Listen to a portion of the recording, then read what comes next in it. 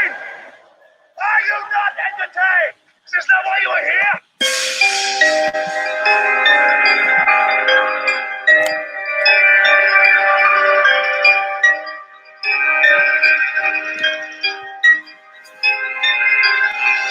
Whoa! Whoa!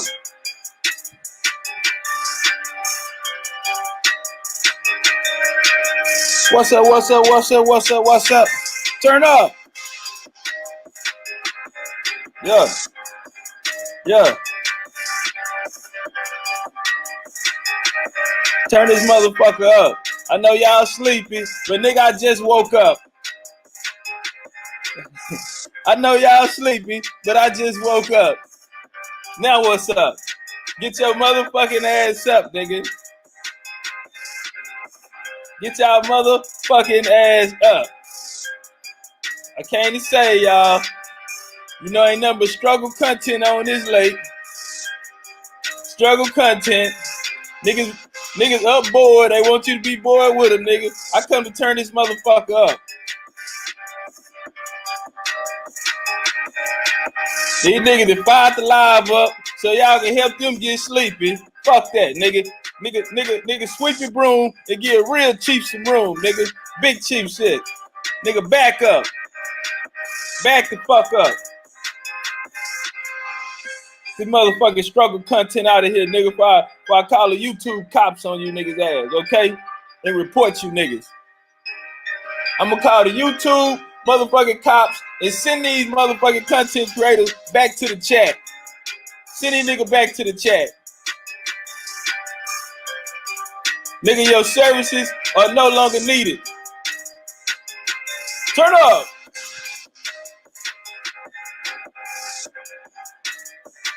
Woo-wee.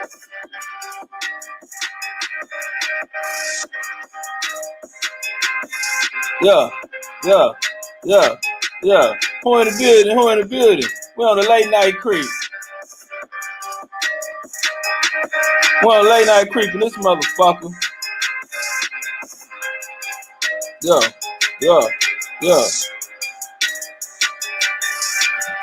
Let's run through it, man. Bang the light break, goddamn. Let's see if we get a handful of more people in here. We don't need too many.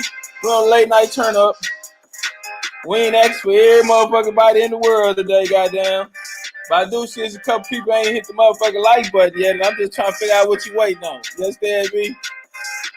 I'm just trying to figure out what you waiting on. Yeah. Phil J508 in this bitch. Better believe it. You know what, Phil? I got something for you. Wow. Akeem, I got something for you. I just had to put an AK-47 in Phil J508 and Akeem the Great Hand, goddamn, for tapping in. L Boogie say, dang, I was about to go to bed. L Boogie talking about she was about to go to bed. Yeah, whatever. We know you got a new friend. L Boogie, we know you got a new friend over there and shit. You know what I'm saying? Got with the foolishness. She done seen them headlights and shit out there, got a notification. God damn, this nigga would pull over TOPCATZ while in a while. We know you got a new friend. Right before she got the notification, she was over there contemplating whether she should go and get a nigga the pussy or not. You know what I'm saying?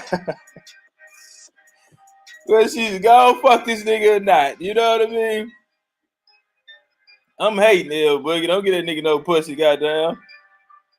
That nigga coming there, get to scratching your hand and shit.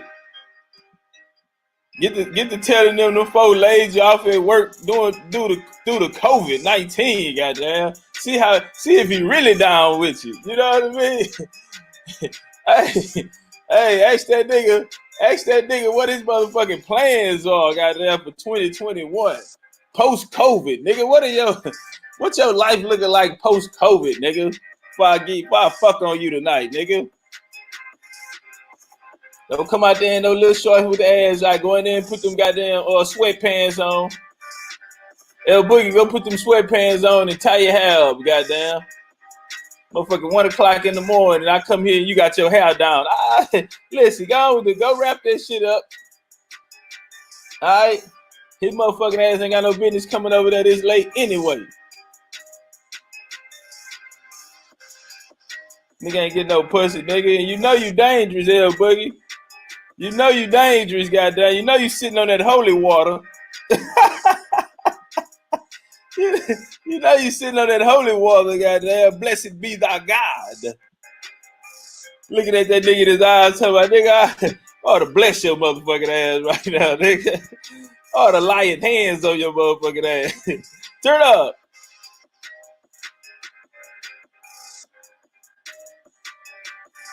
Lord Davis got his boots on the ground. What's cracking with it? Stay ready, goddamn nigga. You want a link? You want a link? What you doing up this late? Tanari K in the building. What's up with it, sis? Where my hug at? How you feeling? How you feeling? I ain't got to whoop nobody ass for playing with you, huh? Goddamn, don't make me come over there. Omega Red got his boots on the ground. Eugene Page. What's up, Gene? I ain't seen you in a while. Tanari in the building. Killing me softly with these late nights. Take out Tyson. Lady T, the lovely. The lovely Lady T. Come sit by me, goddamn. I want to smell you. I want to smell you, goddamn. Lady T have a nigga out here holding hands and shit. Hustle Slim in the building. Yo. Jazzy. What's up with it, Jazzy? Jazzy. Zuffox. You gotta put that tongue right there on the tip of your teeth, nigga, when you hit that motherfucker. Jazzy, don't come in here with that foolishness. Don't come in that foolishness. Andrew Charles in the building. My nigga. Turn up one time. Colors. Yeah.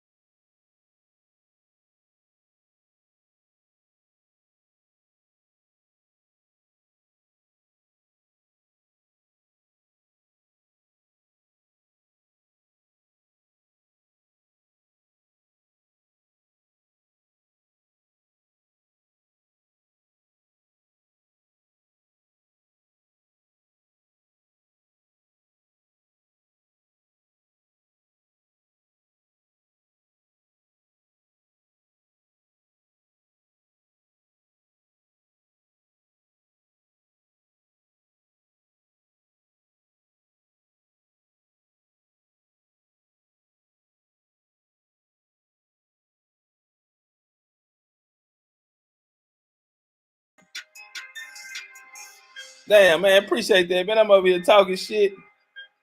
Swallowing spit, goddamn.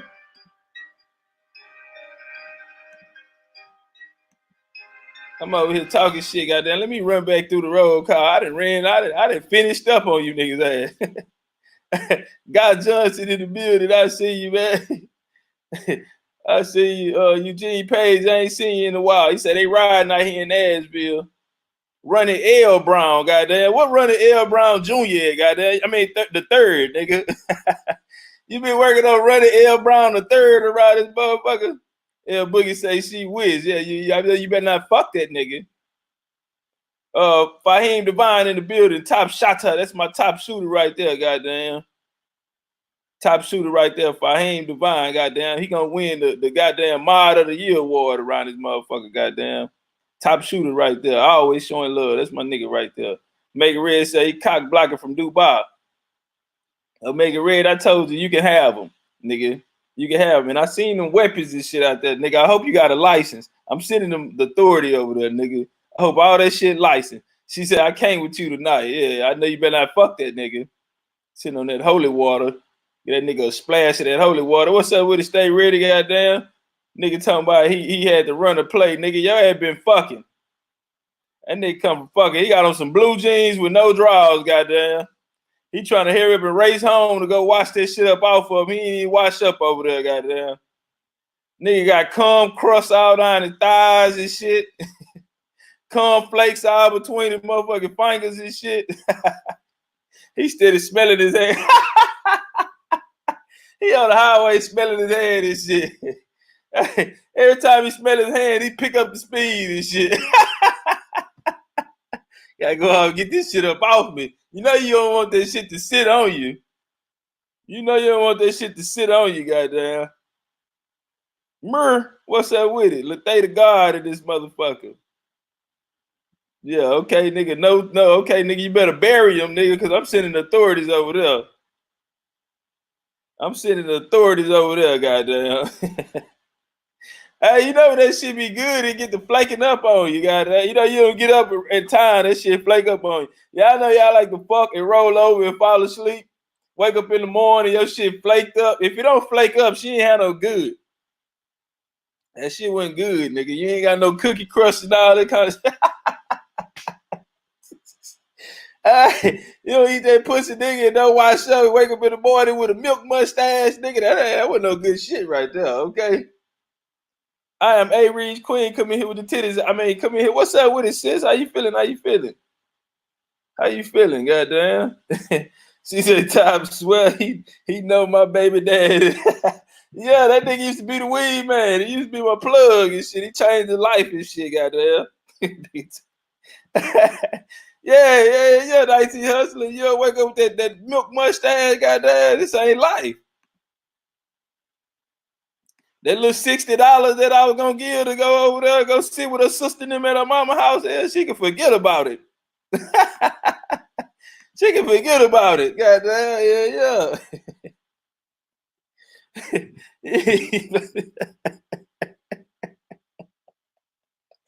Oh shit, boy. Hey man, what a motherfucking day, man. It's a beautiful day outside, man. It's Tuesday, man. It ain't too hot right now. You know what I'm saying? Which is a good thing. Man, I bought me some cologne yesterday, man, and that shit there smells so motherfucking good. It was expensive because it's an oil base. And out here, you know, they had you had water base and then you had an oil base, man. This shit out here, the motherfuckers will tell you, if this shit don't if this shit wear out before 48 hours, nigga, you come back, I'll give you $1,000. You know what I'm saying? That's how they talk to you. And speaking of $1,000, I don't want to talk about no $1,000 because this nigga Cali Enigma owe me money, goddamn. Cali, I need my money, my nigga. You know what I'm saying, nigga? I didn't went to sleep, tried to sleep on it, goddamn, nigga. I need my money. What's up with it, real life in cyberspace? What's up with it, cutie?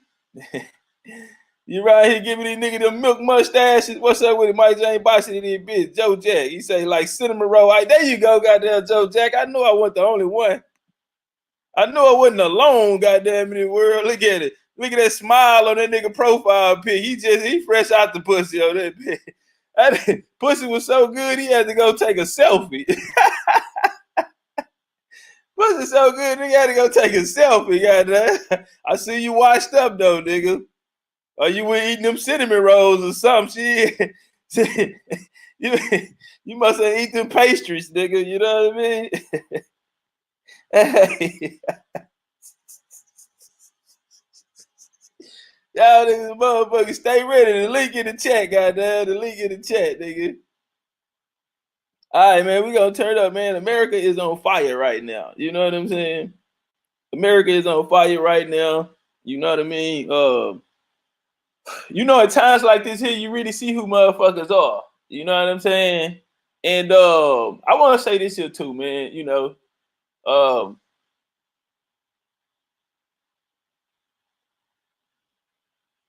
I think I'm just a little broken hearted. You know what I'm saying? From this shit. Not this episode, bro. Because like I say, man, I literally was there at the Mike Brown protest. I was there when this shit here popped off in St. Louis, nigga. Back in the Gap, nigga. 2014.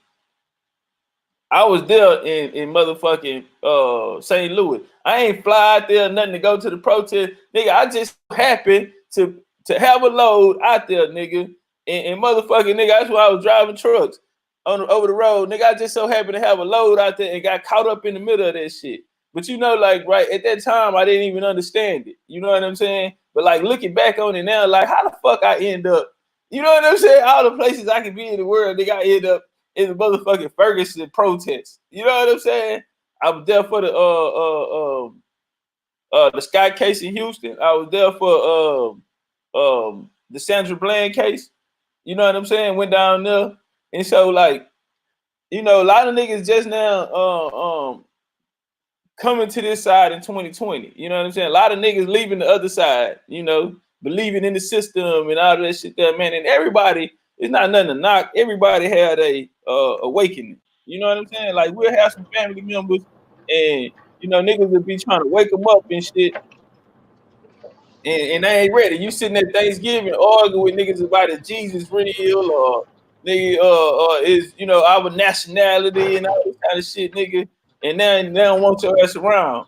You know what I'm saying? But then a couple years later, your little cousin or your uncle pull you to the side and get to dropping some information on you and shit. You know what I'm saying? So you have to just respect people awakening. But I'm just a little kind of broken hearted because you know how some of these niggas running around here believing in it. I was believing in shit back then like that, and I knew, and I seen niggas ain't really want to fight. I seen niggas who even the grassroots and shit get picked up and get funded, and them niggas whole message change and shit. You know what I'm saying? Now they hanging with the NAACP charter in Houston and all this kind of shit, and just become compromised. What's up with it? What's cracking with it? Stay ready.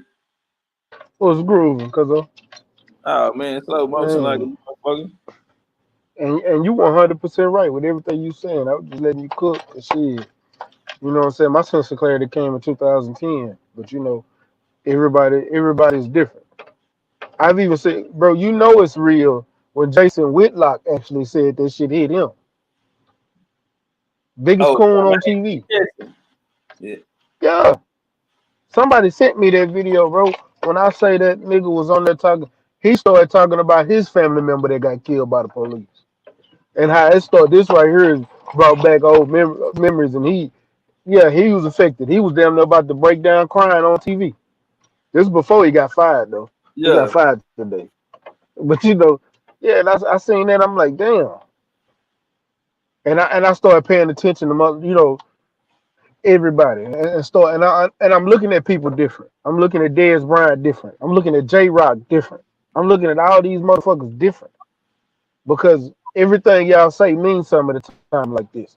So when you come out and ain't nobody talking about white this or white that, and you come out with say all white people ain't bad, nigga, ain't nobody said nothing about the good ones or the bad ones. We just tell you we tired of the racism. yeah. Don't sit here and try to cape for these other motherfuckers. You need to go in on your white friends and ask them why they not on your side, like the motherfuckers out there riding. I don't want to hear who good and who bad right now. Because if you're not on my side, then you on the side of my oppressor. If you ain't out here doing something, I don't give a damn if you make a post. Make a post, say something, speak on it. You know what I'm saying? Yeah, nah, So that's real it's though. starting to make me look at a lot of people that I have respect on differently, and especially coming from hell, just coming from our background in general. You know, everybody that's black has experienced racism in some kind of way, shape, form, fashion. I don't give a damn who you are. You might not acknowledge it was racism. You might look at it like maybe he was having a bad day or something. No, you didn't experience racism. Somebody that followed you in the stove. Somebody that did something to you. Like I a don't give a mother. fuck who you are. I don't give a fuck how old you were. I don't give a fuck how much money you got and where you stay. Just because you didn't notice it, don't mean they didn't do it. You know what I'm saying? But I come from uh, watching, having to bury my little cousin that was like my little brother from getting shot by a white man in the neck. I come from my watching the same white man only get 10 years in the penitentiary for a hate crime. I don't watch. Matter of fact, I was 13 years old. I beat up a white man They called me a nigga and pushed me off the sidewalk at a motherfucker. It was I forgot what the hell kind of festival it was, but it was some kind of festival and it was downtown Jefferson, Texas. And I'm down there with my mom, them, and shit like this. Motherfucker pushed the shit out of me.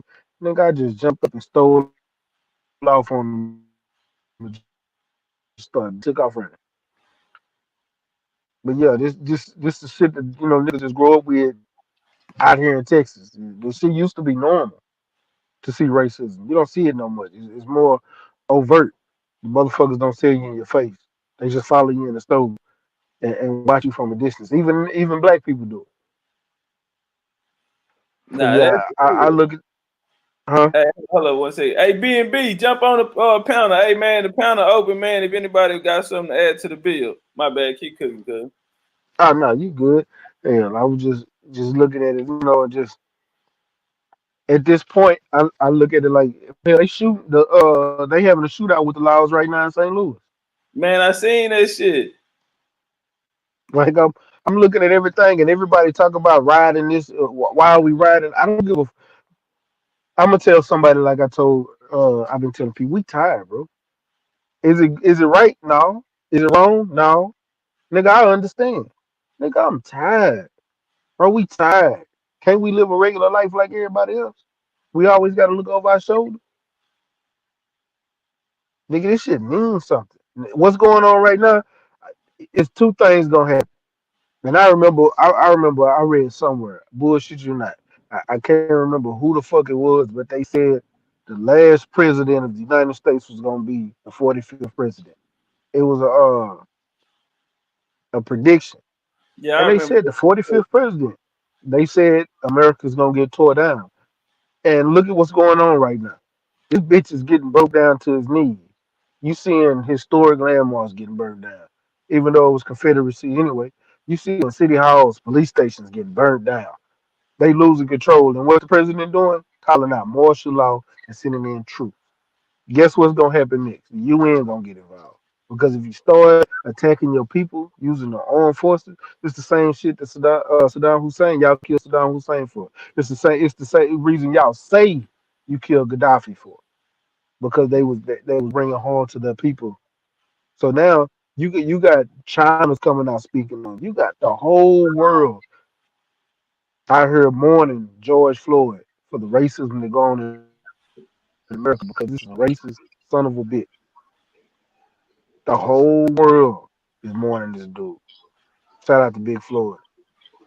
And even China racist in the bitch too, and they speaking out on Hey, you know what's it. crazy? Nigga, America better get their shit together.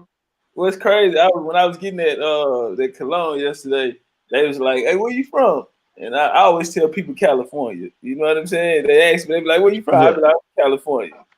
And they was like, "Oh yeah," he's like, "Man, America." The little Asian lady was like, "America is burning down right now." George Floyd. I said, "Black Lives Matter." Fuck me up. And then there was another nigga, a little Arab looking dude. He talk about. He say, "You from America?" I said, "Yeah." He say, "We brothers, brother." He say, "I'm from Africa. I'm African." I said, "Oh yeah." He said, "Yeah, I'm Africa. I just my skin like this, but I'm from Africa. I'm from Egypt. Egypt is Africa. We brothers." I Yeah. said, "Check this nigga out." I said, "I hear you, fam. You know what I'm saying? But what's up with the discount? You know what I'm saying? What's up with the B&B box? What's good with it, bro? How you feeling, man? What's going down, B&B? Hey, What B&B, up? you up there with the motherfuckers, ain't you?" Oh yeah, yeah, yeah. We up here, man.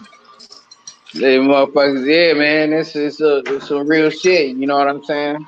I Let mean, the people know where you at, where you calling from. oh, the shit happened in Minneapolis.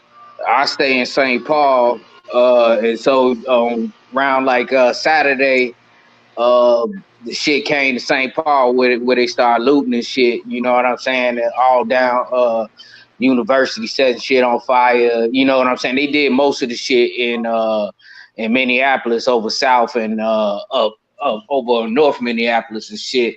You know what I'm saying? But the whole thing, I got a lot of feelings about it. It's a little bit sad, but it make me angry because this is an indictment, you know what I'm saying, on white supremacy. People can't say that they ain't seeing it now, you know what I'm saying? They never will.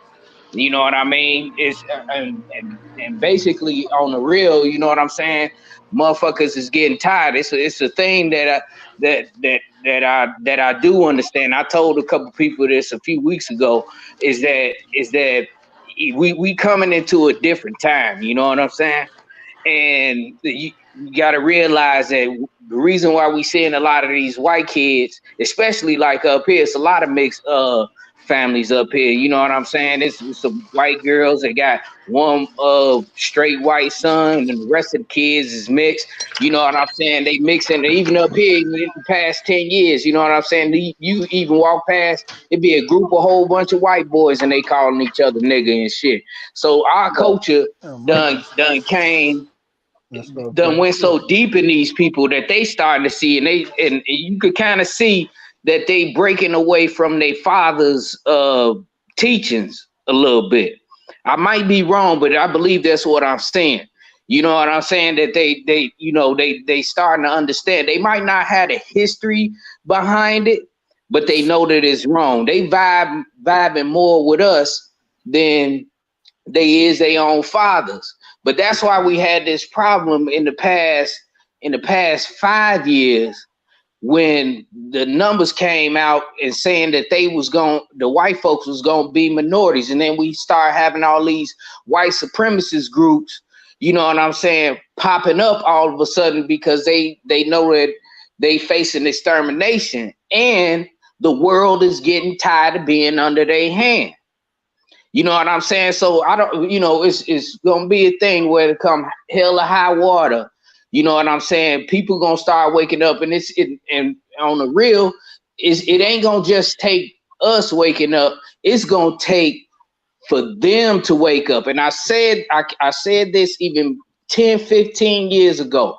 Once this older generation, these baby boomer generations, once they start falling off, then probably we could see some change. You know what I'm saying? And we probably almost at that point. You know what I'm saying? Maybe not in 5 years, maybe 10. You know what I'm saying? Then we might see something. You know what I'm saying? That's my thoughts on it, though. You know what I'm saying? I just wanted to say that shit. Now I get what you're saying. I get what you're trying to say. Hey, Eagle Condor, you want to come on the panel or something, homie? I dropped the link down there. You want to come on the panel, Lord David? Y'all want to come on the panel and handle that? I see y'all got a disagreement down there, goddamn. Y'all want to come on the panel and handle that? Hey, but now I see what you're saying, right? Because like I take my situation, right? My daughter, she go to a school. She it's fucked up, but she it's her and another black girl named Haley in her class, right? And the black girl, she mixed. I mean, the other girl, she mixed, right? And it's kind of fucked up, you know what I'm saying? So I gotta constantly stay on my daughter, you know what I'm saying, and let her know what's going on in the world and how this shit really works, you know what I'm saying? And so she don't get caught up in that shit, but she be running the shit out them little white girls, you know what I'm saying? Like the shit she on, they on. But I see exactly what you're saying, man. There's more people mixing with these kids and shit from school, because it all started at school, or these little programs and shit that they be in, and they gravitate to our people or whatever, the culture, the music and shit. You know what I mean?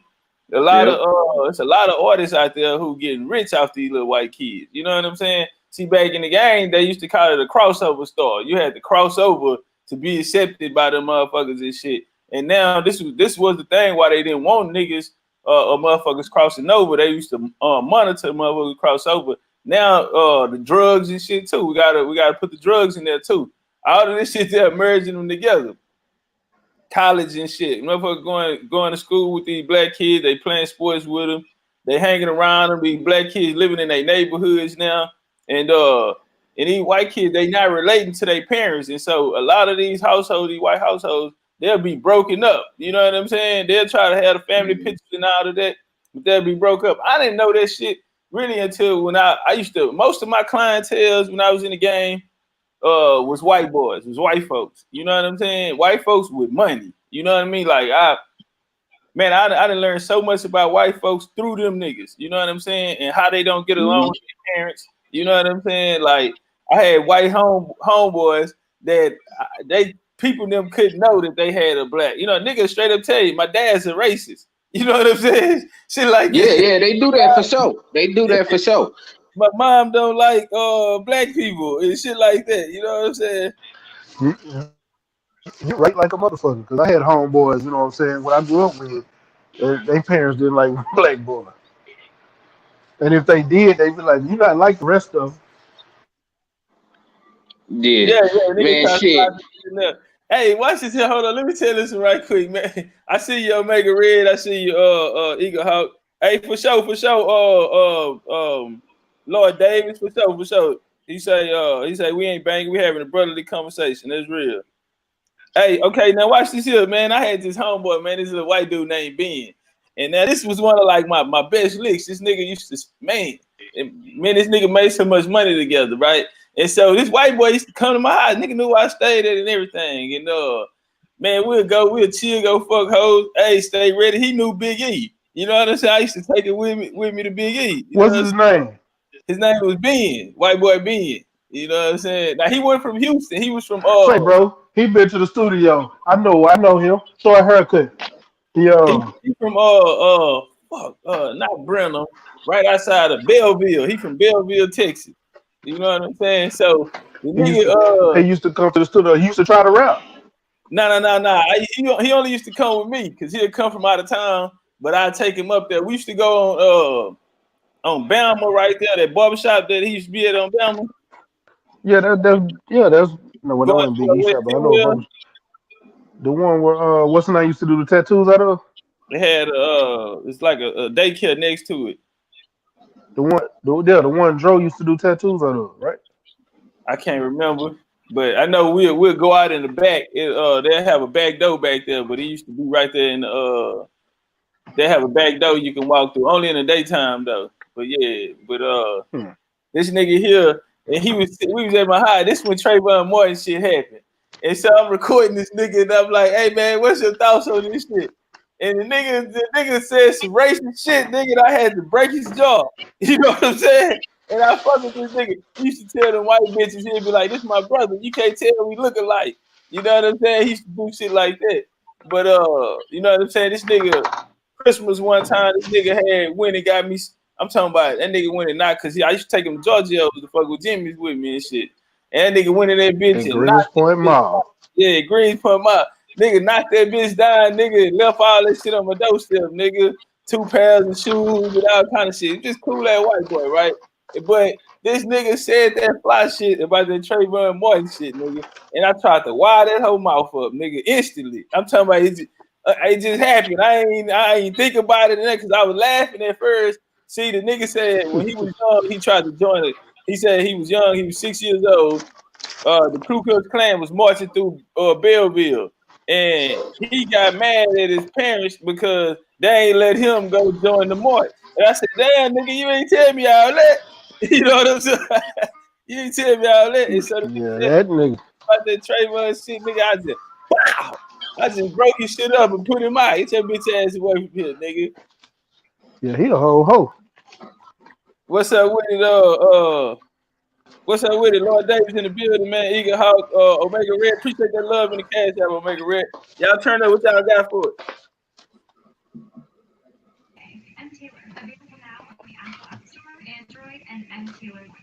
Yo, nigga, quiet. What's going on? Y'all new to the y'all ain't said that yet. What's going on? I wasn't trying to interrupt or nothing, you know what I'm saying? Nigga, you over there sipping on something. Yeah, you know I got my yak, you understand? You slow motion right now. Nigga. I just started, you know what I'm saying? I ain't slow motion yet. Yeah, all right, what y'all got for it? Omega Red, we start with Omega motherfucker. What's up with it, though, man? Shit, I'm chilling, man. I'm chilling. Drinking out my damn jelly jar. Nigga don't even know She how got to some moonshine, nigga. Look, I don't know what it is. Nigga don't even know how to stop being country. We go by the color. It's brown right now. Shit. But yeah, man. You know, though on the real legendary, you know, like now I'm thinking like now though, when it's coming to this, what's gonna be this outcome of this situation? You know what I'm saying? Cause see, you know, the way I'm thinking is we had 2014, 2015 to basically damn near a test run to see how things gonna go. Cause now it's like it's Black Lives Matters now again, right? Same thing as last time. Now they going with the All Lives Matters trying to pop up. Niggas is shutting that down. Blue Lives Matter. They sooner or later that's gonna start popping up again. Hey, we gotta remember though, Blue Lives Matter is they legalized that though. That shit, they put that shit in law. That Yeah, came, That's already Obama signed that, and that's already happening.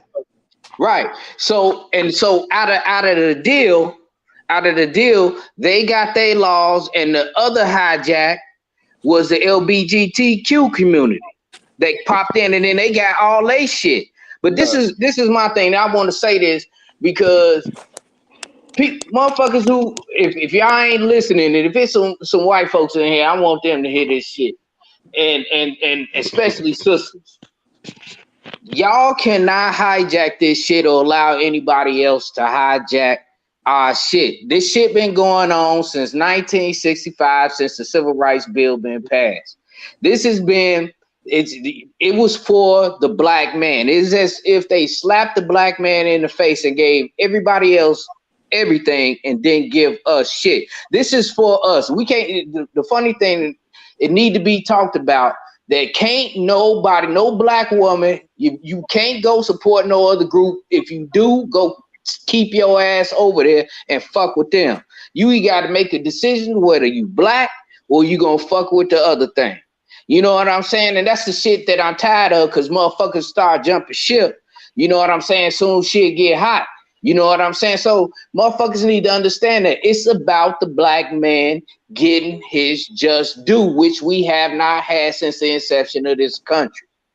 You know what I'm saying? And that's the main point. There should be no hijack. You should not support any other thing until what we need to get. So they gave you your education. The black woman is the most educated person in America. You got your shit and left us behind. Now it's time for us to get our shit. You feel what I'm saying? So there can't be no motherfucking hijack. Let me help you out right now. All right, myko say, what's up with it? I see the ladies came in the building. Brood Ebo. I knew he got the lights dimmed in this motherfucking forehead came. Janae came in, Gadite Jewel. What's up? How y'all feeling, ladies? All right, check it. All right, myko say, let's talk solutions, man. We can start with you since you already got the mic. Well, you know what? Hold on. We're gonna pass it over here. We can take it to Eagle Hawk Condor. We'll let you start it out. We haven't heard from you yet, man. We're gonna go around the panel and we're gonna talk some solutions. What do y'all think should come out of this here? What are some solutions, man, for us coming out of this situation? What's good, brother? What's good to the panel? Peace, everybody. I'm coming to you from DC. I think I think for our community that right now that we're split. Hey, hold on. Y'all, somebody got a TV in the background or something? Somebody got I hear the Fox News in the back.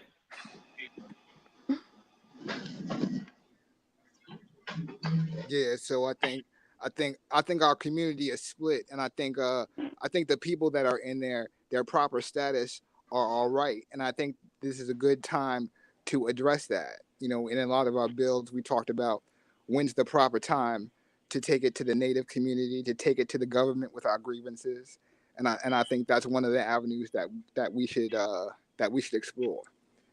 We got the world's attention, but at the same time, if we go through the colonizer system, we know how that's going to end up. And as the brother was saying, we've repeated this cycle before. We've gone through this with Black Lives Matter, and we know that there's no structure and no long-term plan to their agenda, regardless of how people feel about it.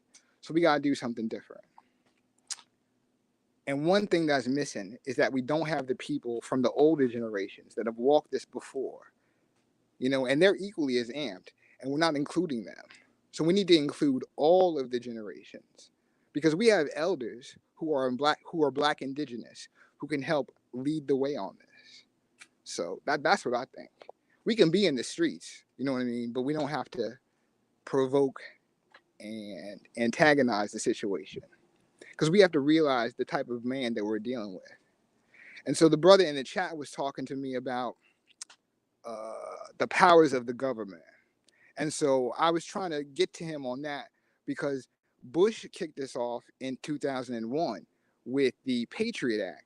Now this happened, it was a slow roll because people didn't realize that the first act was the Patriot Act, right?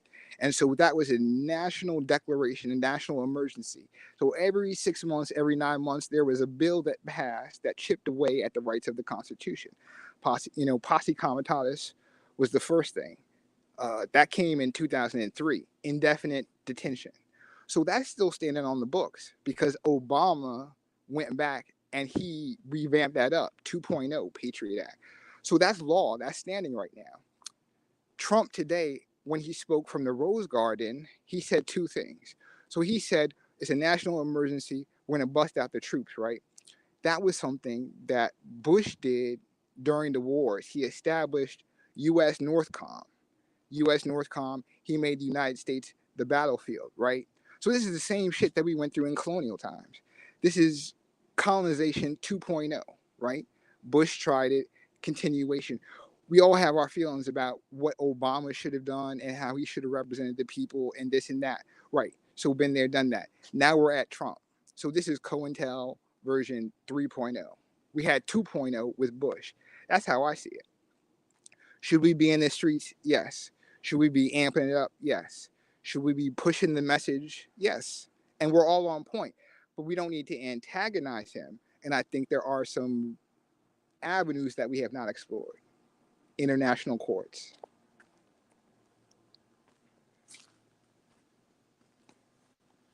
And I sit on that. All right. Hold on. I got a question for him just to Yeah. ask. When you say you don't need to antagonize that, what do you mean by saying that? Okay. So Are I you don't know. talking with the riots? I mean, so in between all that, there's a lot going on. There's interlopers, we got agents provocateurs, we have documented now that there's white nationalists slipping into the crowd, posing as anarchists. We got a lot of stuff going on. And so there was a point, where people could get hot. People were swinging on cops. I know here in DC, people have been swinging on cops for like 2 weeks, to the point where there's like dozens and dozens of clips on that. People are hot all over, right? So, but in the last 2-3 days, it's taken a different turn where people are capping off. So we had the story last night in Louisville where a woman died recently, right? So, and this was in conjunction with the protests going on. Police are clearing the parking lot. Mysteriously, cat busts off, right? Nobody know who's shooting. Cops draw guns first, right? 30 cops in a line draw guns and shotguns pointed, face level at the protesters. Couple heads in the back, they draw their guns. It's a shoot-off. That was just last night. 2 days ago in Detroit, man got capped by the cops. Today, Trump says Insurrection Act. People need to look up what the Insurrection Act is. Anything verbal, oral, physical in defiance of the federal government, you are deemed an enemy of the state. Enemy of the state under the Patriot Act, where you can be detained indefinitely. You have no rights to a lawyer. Now, this only applies if we're not in our proper status, right? And so that's why I said the community is divided, because some of us are in proper status and some of us aren't. So the ones who are in the street who are not in proper status, be out there. Just be a little more careful, right? Because you're going under the legalese of the U.S. citizenship, because you're still falling under that straw man. So you have no legal rights. Now, if somebody is tribally affiliated, they got all that worked out, they're in proper status, they're good. They have Indian sovereignty. So all of this affects our community a little different, you know. So, but some of our people, yes, are out there, but they need to be aware of the legalese and how it affects them because they're still under the straw man. So I get what you're saying, Right. but this is my only like everything you said was good until you said the antagonist part. Because at what point do what we've been doing in the past we stop doing? Because everything that we've been doing is but yet everything we've been doing is insanity. Because if you understand the definition of insanity, if you keep doing the same thing over and over and over and expecting something to change, you're insane. And we've been doing the same thing over and over and over Mm-hmm. since the late 50s, since the late 50s, early 60s, and expecting change. And we ain't nothing changed. We still getting beaten, killed by the police. So at what point do we do something so people can actually hear our voice? Because these protests, they wasn't hearing shit. We've been saying Sandra Bland. I say Sandra Bland name every year because it Mm-hmm. happened right here in my hometown. You know what I'm saying? Right here in my Right. city. Right. You know what I'm saying? I post videos that she made on her birthday every year because I never stopped saying her name. We ain't forgot Trayvon Martin. We ain't forgot Michael Brown. We ain't Mm-hmm. forgot John Gray. We ain't forgot Fidel Castillo. We ain't Yeah. forgot John Crawford III. I can keep calling names out over and over. Yeah. Sean Bell. We Yeah. ain't forgot them. But guess what? After a couple of weeks or a month or so, and everything's calmed down, everything go quiet. Nothing changes. But if we staying on their neck like we are right now, they actually hearing our voice right now. You got the whole world out here screaming George Floyd. The whole world went screaming nobody else's name. But you got people out there in New Zealand screaming George Floyd. China's actually talking about it. Iran, bro is out there in Dubai. They speaking his name. England, France, Germany. I even seen a video of somebody in Brazil talking about goddamn George Floyd. So guess what the next step is? When the world started talking about the abuse going on, that means they hearing our voice. They seeing a rise. They seeing what we feel mad about. Guess what's gonna happen next? That shit is gonna go to the UN because the shit us going to the government don't give a fuck about us. Even when we put people in position to try to make laws change for the government, even state level, nothing changed. But now you got the world is gonna mess around and take this to the UN, and that's where it's gonna change because they're gonna start putting sanction on them. And if they don't change with those sanctions, same thing's gonna happen like just happened to Saddam Hussein and Gaddafi when UN put sanctions on them. I feel you 100% on all of that, and I agree on every single point. The only thing that I would question: when do you think is the right timing? And the reason I asked that, and the reason I was a little ambivalent in terms of Well, this is what I'm antagonist. gonna say to that. The Okay. right timing is now Okay. because we're tired. We can't just keep on doing the same thing. You see, everything is changing. Every, Because because this ain't the same protesters that was protesting 4 years ago. That was our generation no, that I'm was with you. protesting in 2014. I'm You know with what you. I'm saying? No, I'm with you on all This that. is yeah. I'm So with this is you. a new generation that's coming up. I'm These with are you. kids that was born in 2000. It's a whole But new generation of kids. but the feeling I got though is we didn't put in we are we ready? And what I mean by that is we didn't put in the work yet with the gun clubs. You know what I mean? And the training. Well, did you must see you ain't been watching my channel because I had Stephanie Marie on a couple of weeks ago from Family Ties Firearm Training. I just had today. Well, yeah. I had the Black Arms Club on there today Well, that's what's up. speaking, That's what's up. exercising your Second Amendment rights. I've been preaching Second Amendment rights as long as I've been on YouTube. Uh, you can ask my brother, legendary Top Cat, that legendary Teller.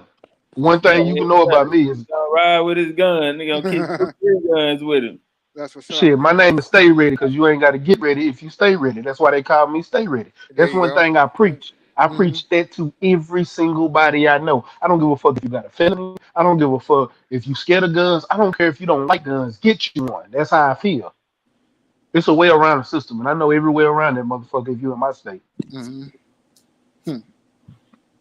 So that's you saying about the Second Amendment right? That's nothing. I've been preaching that, but this is my point. We have to figure out what we're gonna do as a collective. The actual solution, For one, we need to start with one solution, and that first solution is justice reform.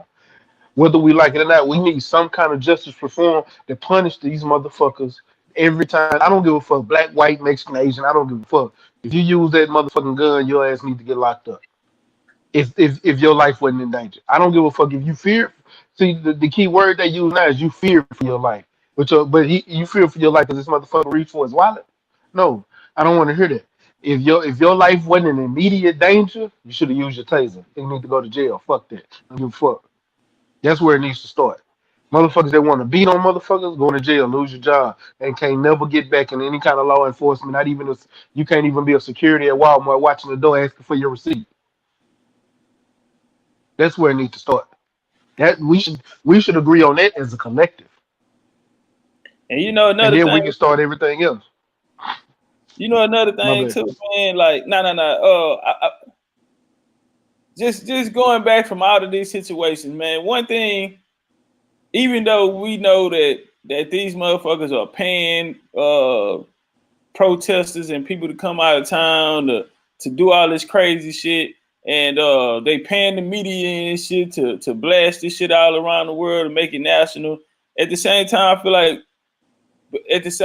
we have the attention of the world right now. You know what I mean? So these situations are when we need to have our plans in place. You know what I'm saying? This is when we need to be speaking out. This is when we ain't got time to go while we got these hoes' attention to go back and get ready. We need to use what we got right now and jump out there right now. You know what I'm saying? It's gonna be casualty. We here because of motherfucking casualty. You know what I'm saying? It's gonna be casualty. Yeah, I feel you.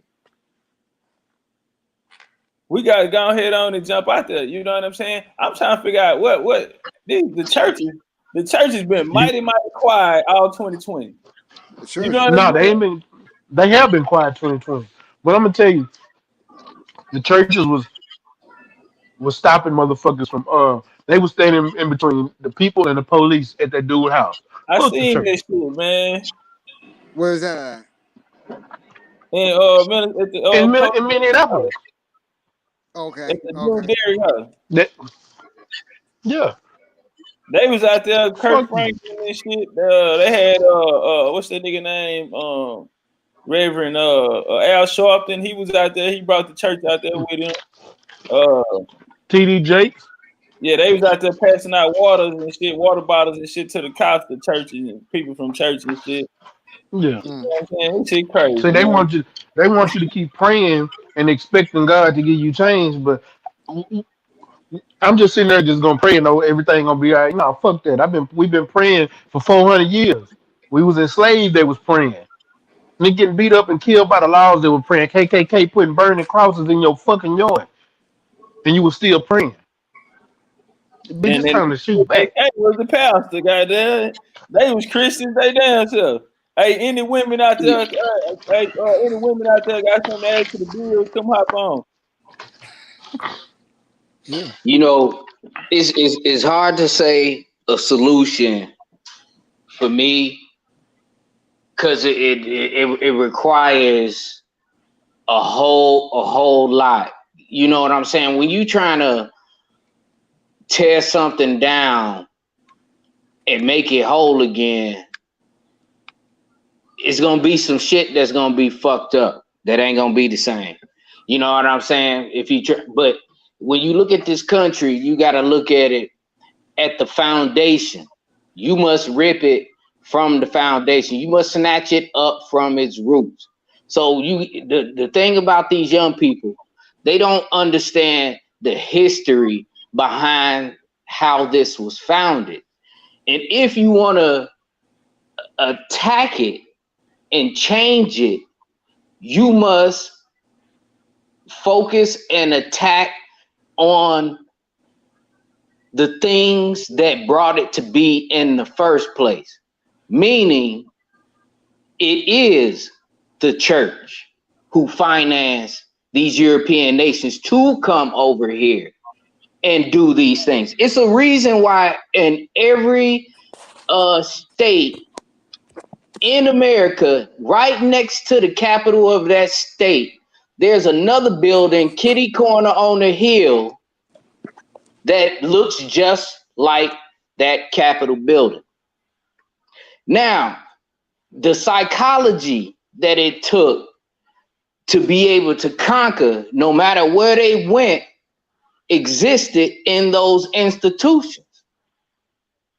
Those institutions should be the focal point. Those are the houses that need to be brought down. I must say it, because it's the truth. You know what I'm saying? They finance this. It's a reason why the Catholic Church is the richest, richest organization in the world. It is the first franchise who financed all this shit. Yeah, man, The universal. Catholic Church still running the world. So that's what I'm saying. It's still running the world. If you touching when we do this, say what's happening now. You're touching things that can be replaced. The psychology of it, to destroy it itself from where it comes from, you must attack where that is at. And it comes through the churches, they institutions, they sacred orders. Where are those places? Those are what should be burnt down until we get what we want. To say it now, that's hard to do. But you don't need to go. You don't need no Jordans, bro. You need if what we trying to get is what we want, there is where we have to go. You have to hit them in their pockets and where they psychologically practice this domination over everybody. I appreciate that love, take out Tyson in a real way. Hey, I want to play something, and then I want to get y'all thoughts on it. 7 says, because this is what the president says he has the right to use to deploy what he calls thousands and thousands of military troops here domestically in the United States. I'll read the act. The Insurrection Act of 1807 is the United States federal law that governs the ability of the President of the United States to deploy military troops within the United States to suppress civil disorder, insurrection, and rebellion. So that's the law the President is citing. That's why you're seeing these military police on the street right near the White House, right over at Lafayette Park. I think it's important when we talk about the President's authority to draw a distinction here. The President basically has carte Hey, somebody go on mute. to bring the military into the District of Columbia.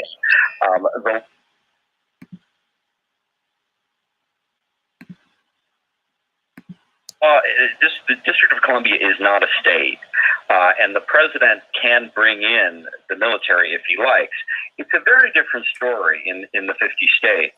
The act he's talking about, it has the name, the very evocative name of the Insurrection Act of 1807, and it says the president can bring in the military. However, it says it must be at the request of a state government.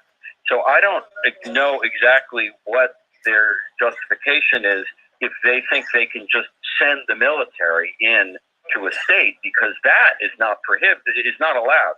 It's well established. There's another similarly old law called the TOPCATZ Act, which says that the American military cannot be involved in law enforcement. The Insurrection Act is a kind of exception to that, but it is only at the request of a state government. And as far as I'm aware, no states, including, of course, Minnesota, have asked for the military to come in. So we'll have to see how that develops. To your point, Jeffrey, and you just explained it so perfectly, it does. Hey, let's get the likes up. If you haven't hit the like button, hit the like button, man. We only got 50 likes, man. We're trying to get to 100. We're trying to get to 100 likes. Explain his freak. All right, now I'm going to come over here to this one, and we're going to build on it. My fellow Americans, my first and highest duty as president is to defend our great country and the American people. I swore an oath to uphold the laws of our nation, and that is exactly what I will do. All Americans were rightly sickened and revolted by the brutal death of George Floyd.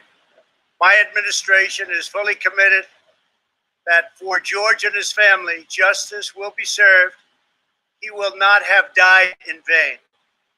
But we cannot allow the righteous cries of peaceful protesters to be drowned out by an angry mob. The biggest victims of the rioting are peace-loving citizens in our poorest communities. And as their president, I will fight to keep them safe. I will fight to protect you. I am your president of law and order and an ally of all peaceful protesters. But in recent days, our nation has been gripped by professional anarchists, violent mobs, arsonists, looters, criminals, rioters, Antifa, and others.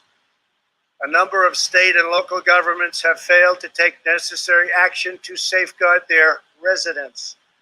Innocent people have been savagely beaten, like the young man in Dallas, Texas, who was left dying on the street, or the woman in upstate New York viciously attacked by dangerous thugs. Small business owners have seen their dreams utterly destroyed. New York's finest have been hit in the face with bricks. Brave nurses who have battled the virus are afraid to leave their homes. A police precinct has been overrun here in the nation's capital. The Lincoln Memorial and the World War II Memorial have been vandalized. One of our most historic churches was set ablaze. A federal officer in California, an African-American enforcement hero, was shot and killed. These are not acts of peaceful protest. These are acts of domestic terror.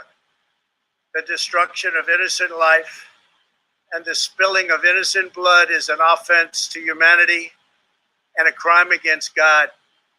America needs creation, not destruction. Cooperation, not contempt. Security, not anarchy.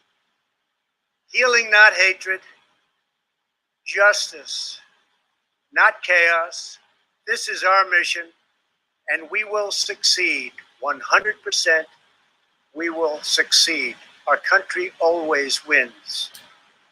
That is why I am taking immediate presidential action to stop the violence and restore security and safety in America.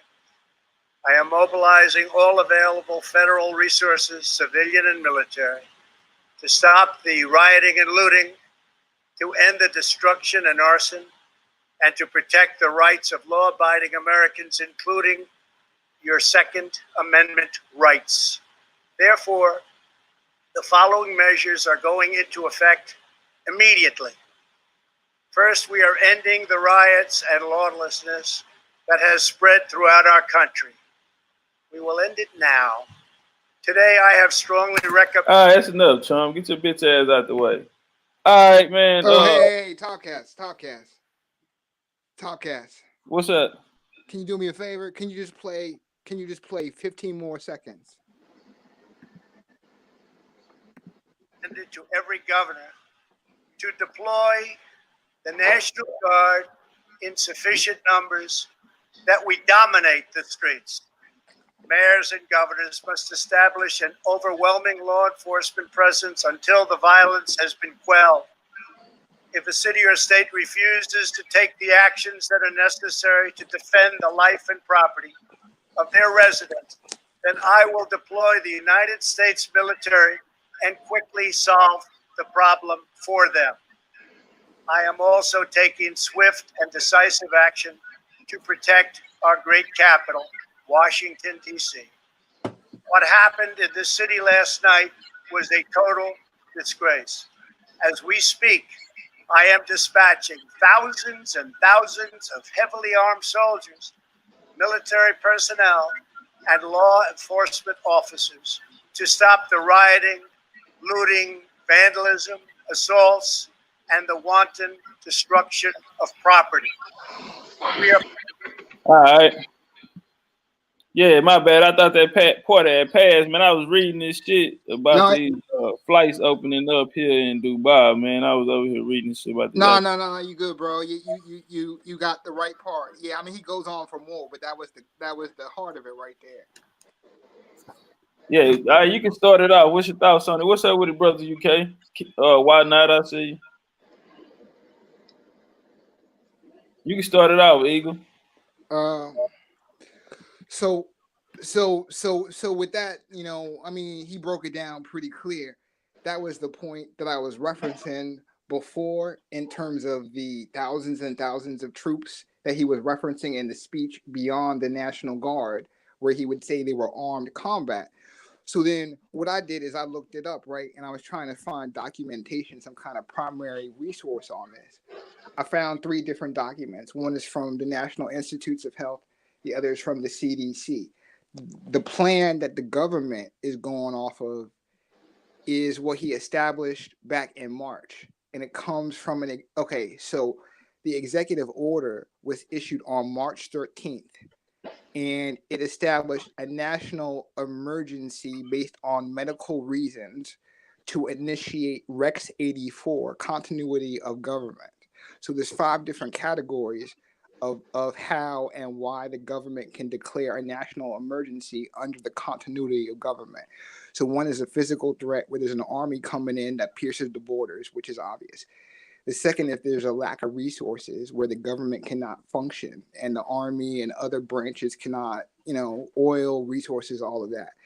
So I'm not going to go through all 5, but the third is medical. That is the plan that Trump put into effect with the March 13th executive order. So what Title 10 is, and what that means is every time you go to war, it has to be either a declaration of war by Congress or an executive order by the president, which falls under the laws of Title 10, which is for the exact use of armed combat troops, and it says specifically in the law that it's apart from National Guard, which is where I was drawing upon the use of armed combat troops. So the document that I found in the category of continuity of government, Rex 84, is called this, if people want to look for the file. It's called GCP, and the next word is PINID, space, the numbers 5550-13. And that stands for Global Campaign for something infection and infectious disease. Military Operational Order 5550-13. Now, when I looked up what the order 5550 meant, there was a whole list. And all of the 5550s, the 555 orders are all DOD military and fall under Rex 84 continuity of government. So I just put everything together. The executive order that he gave today also coupled the Insurrection Act, right? So he gave one executive order, but initiated 2 different laws. One was the Insurrection Act for DC. The other was the activation of the troops that he activated on March 13th. So you're going to say, where's the proof of that? Have they gone to the governors and given permission where they're already mobilizing because they need legal permission, which is what the brother in the chat was asking, right? So let's get to that. So on March 13th, when he did the executive order, boom, he established what are called Joint Task Force. The Joint Task Force that were established March 13th are a blending of armed combat troops and National Guards. It's already established. So if somebody puts into Google JTF and then you put hyphen and the name of your state, it's going to direct you to your National Guard website. And when you look on that, it's going to be all of the public information of not only National Guard, but it's going to say armed combat troops. It's going to tell you where those armed combat troops are coming from, and they come from U.S. Northern Command, which is housed at, let me think, is it Fort Hood? I think it's Fort Hood in Texas. That's the home headquarters of U.S. Northern Command, which Bush established in 2004, which does not house National Guard, but it houses 20,000 armed combat troops. Now, I'm ex-Army, and if anybody who's a vet knows, they know that the people who are housed at U.S. Northcom, right, are all combat Iraqi and Afghanistan veterans. The people that you have there are the 3rd and the 5th Stryker Brigades. We only have 8 Stryker Brigades, and we used all 8 in Afghanistan and Iraq and Fallujah and all the hot battles. So those are the people that he has deployed. Those people are already deployed in every state. So if you go to Wikipedia, you look up Striker Brigade, it'll break down how many tanks, how many eight assault personal vehicles, how many light machine guns, how many heavy machine guns. It's going to break all that down, right? You can go to the DOD webpage. It breaks it down too. 1st Striker Brigade, 2nd Striker Brigade, where they're located. One's in New Jersey. There's another one up at Fort Drum. There's one down at Fort Bragg. They've already been deployed. You know, if you don't care about being hot and going on a .mil site, you can go straight to Fort Bragg, .mil, look it up. The deployment orders are there. They've been there for a couple of weeks. Fort Drum, they were deployed a couple of weeks back. It's on their website. But every state's going to have a National Guard website, and all the movement of the troops will be there. Because it's not just National Guard. These are joint task force, and the joint is the federal part. So that's the blending of the armed combat troops with the National Guard. Bush had these fusion centers, which were run by the intelligence agencies. When you look at that document, this is a document that Bush wrote in 2006. So all of the off-the-shelf plans for Rex 84, they're dusty. They're 14 years old. All of them. The National Institutes of Health Pandemic Plan, written in 2006. DOD plan, written in 2006. CDC plan, 2006. We only have 3 national plans. Trump decided to go with the national military plan, which is why he kept saying back in March and April, you know, we're in a warlike footing. We're fighting a medical war. That was based on the legalese that he was hiding from the national public, where he had already declared this in executive order.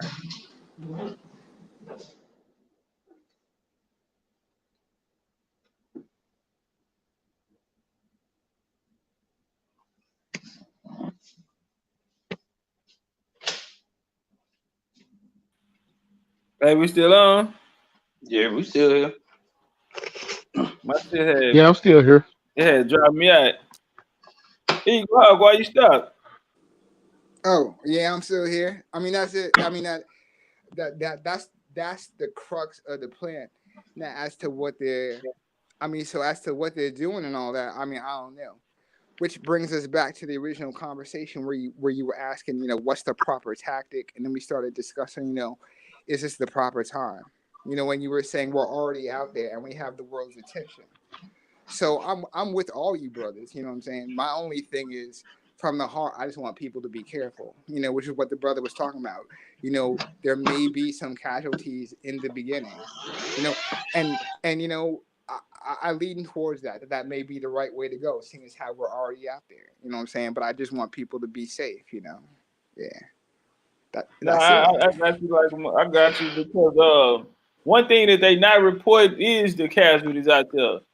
People actually dying, people actually getting killed by the National Guard, people actually still getting killed by the police. There's some people got killed in St. Louis tonight. They only showing us the parts that they want us to see. You know what I'm saying? And it's the reason for them encouraging the protests to keep going on. If you look at it, even with the Minnesota Attorney General, Keith Ellison, he was questioning about him promoting the protest keep going on. It's a lot of people going out there. They trying to use Martin Luther King's speech that he made. Protest is the voice of the unheard, and they using things like this here to keep it going. So it's a reason, and it's a political reason why they wanted to keep going. And it's the same way as Trump is trying to come back and deploy it. Trump think he in a fucking video game right now. You know what I'm saying? This scary ass white boy, he done brought the white boy out of him. When he first became the president, he said, fuck it, let's just bomb them all. You know what I'm saying? He trying to figure out what's the biggest bomb he got there so he could go drop it on somebody and shit. He thinks shit a game. You know what I'm saying? Shit can't be taken care of like that. And you can know when a nigga ain't never had a fight in his life. You know what I'm saying? Trump ain't never been in no hand-to-hand combat, no type of violence and none of that. He's not a military leader. Joe Biden, I remember Joe Biden said, he says he's a wartime president, or you got an army, then use it. You know what I'm saying? Little shit like that. Joe Biden, another one. He ain't had no wartime. Even George Bush. See, back in the game, remember, in order to be a president, you damn near had to been in war. You know what I'm saying? You damn near had to be in battle. You know what I'm saying? Yeah, Now these other motherfuckers, yeah, they coming out of these prestigious schools and shit. You know what I'm saying? Or in Trump case, had the ability to know how to hustle. You know what I'm saying? And had different connections and know how to flip a dollar. And so that was a different reason why he was there. Joe Biden, I don't know what the fuck Joe Biden doing there. He ain't did that one. He ain't been to war or know how to make no motherfucking money. You know what I'm saying? So no, because you're right. You're right about that. Clinton broke the mold with that. You know what I mean? Clinton broke the mold, and you're right. They went from putting military officers, you know what I mean, under that mind control, into people from the colonial Divine Nine. You know what I mean? But You know what I mean? Because the Black Boule you came can't say from. Clinton broke the mold Go ahead, brother. because Ronald Reagan wasn't in the military. Reagan wasn't in the military. Jimmy Carter wasn't in the military. Neither was Gerald Ford.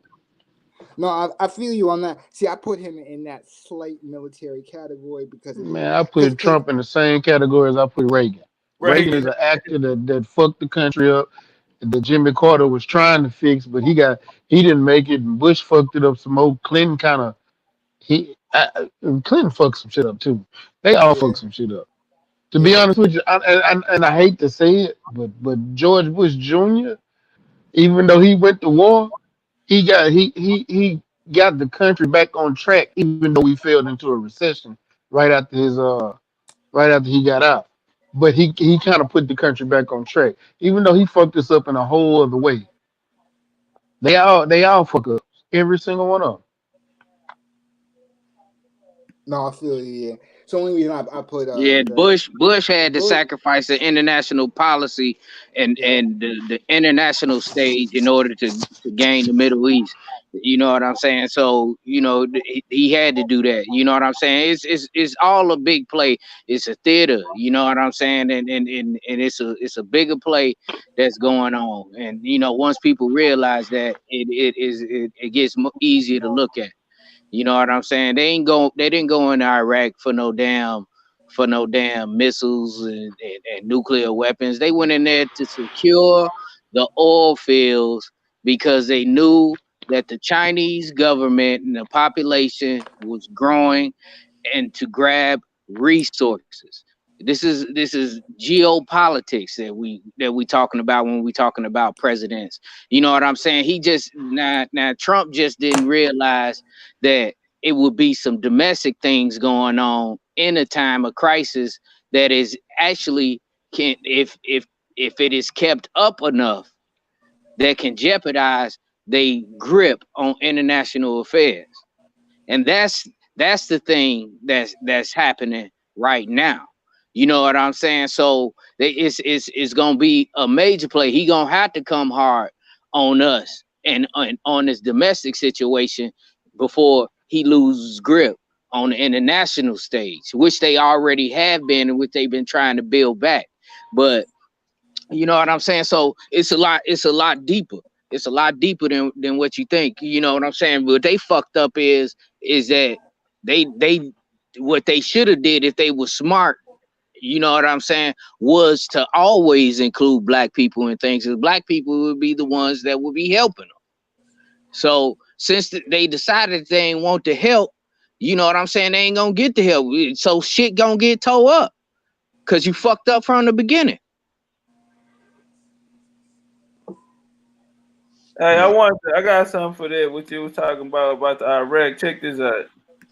You're worried about Iraq, not Iran.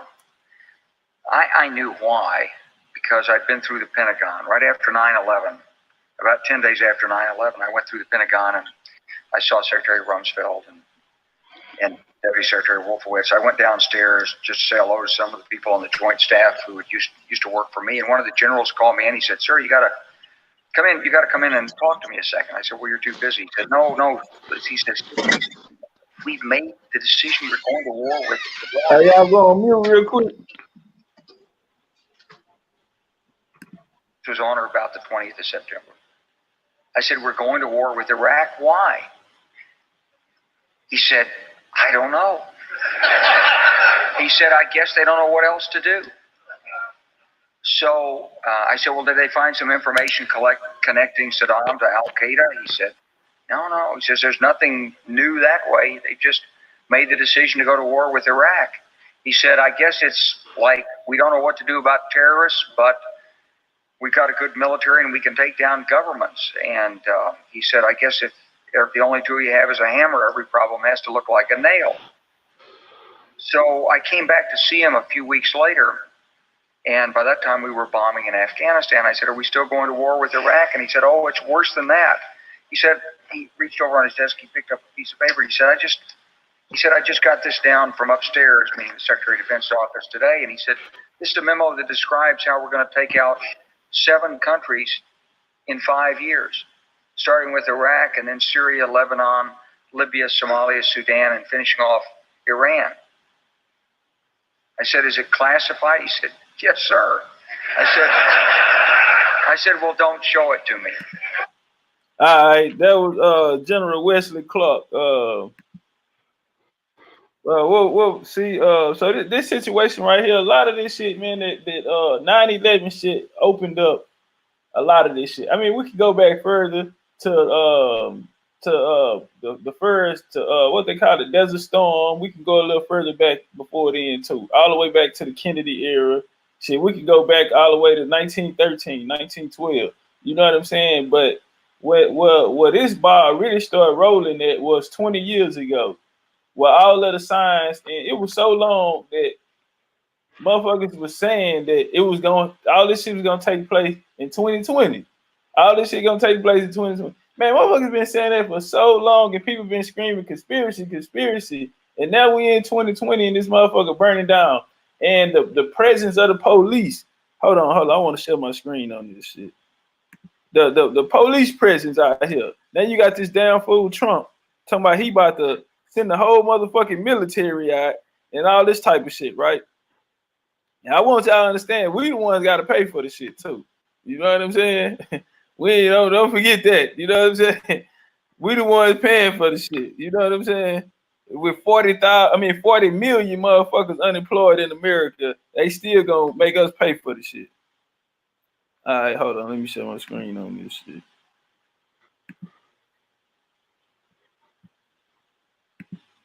This shit here getting out of control, man. But it's all by design, though, man. Y'all seeing motherfuckers leaving big ass stacks of bricks on side of the road and all this kind of shit. All right, what's going on? Police officer there spraying, or looks like something there is a confrontation. Come to the shot. Come to the shot. Is that a looks taser? Like a taser? Yeah, it looks like a taser. We did not see what led up to this. Yes.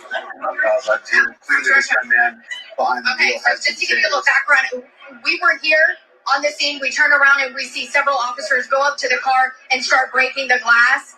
We're not sure what led up to this. There was a woman in the front passenger seat and a gentleman in the driver's seat. They're pulling him out now.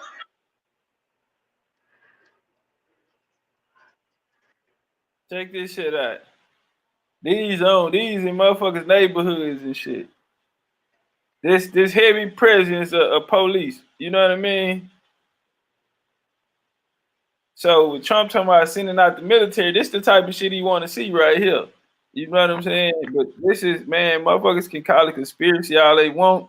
When you seeing this shit in real life, nigga, I don't know if motherfuckers ever been around or been in a situation where them hoes come looking for you on a murder warrant or some shit like that, on a big case type of shit, nigga. But this what this shit remind me of, nigga. You know what I'm saying? Them hoes surround the whole house, nigga. You know what I'm saying? Nigga, shit get real. I don't know if motherfuckers been in that situation, nigga, but I have. Bitch, don't give no group of black men no credit. Don't do nothing. Push them over. Go on. Why would you give that to them? They gonna get in trouble. You stupid. You a retarded bitch. Hold on. Why the fuck would you give that to them? That shit is wild disrespectful. I don't give a fuck about your friends. I'm talking about this white bitch giving a group of black men a freaking throw. Do you know that shit could get them killed? You know that. Just having that shit could get them killed. Y'all find yourself that station to go the fuck out and kick everybody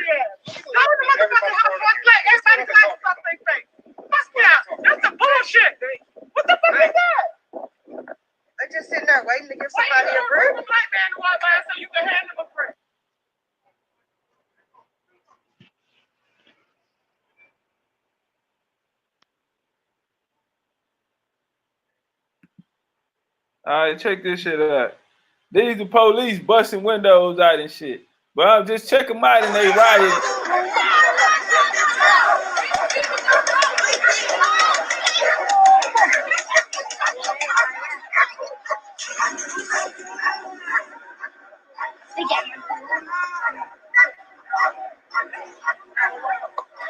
Yeah, hágalo.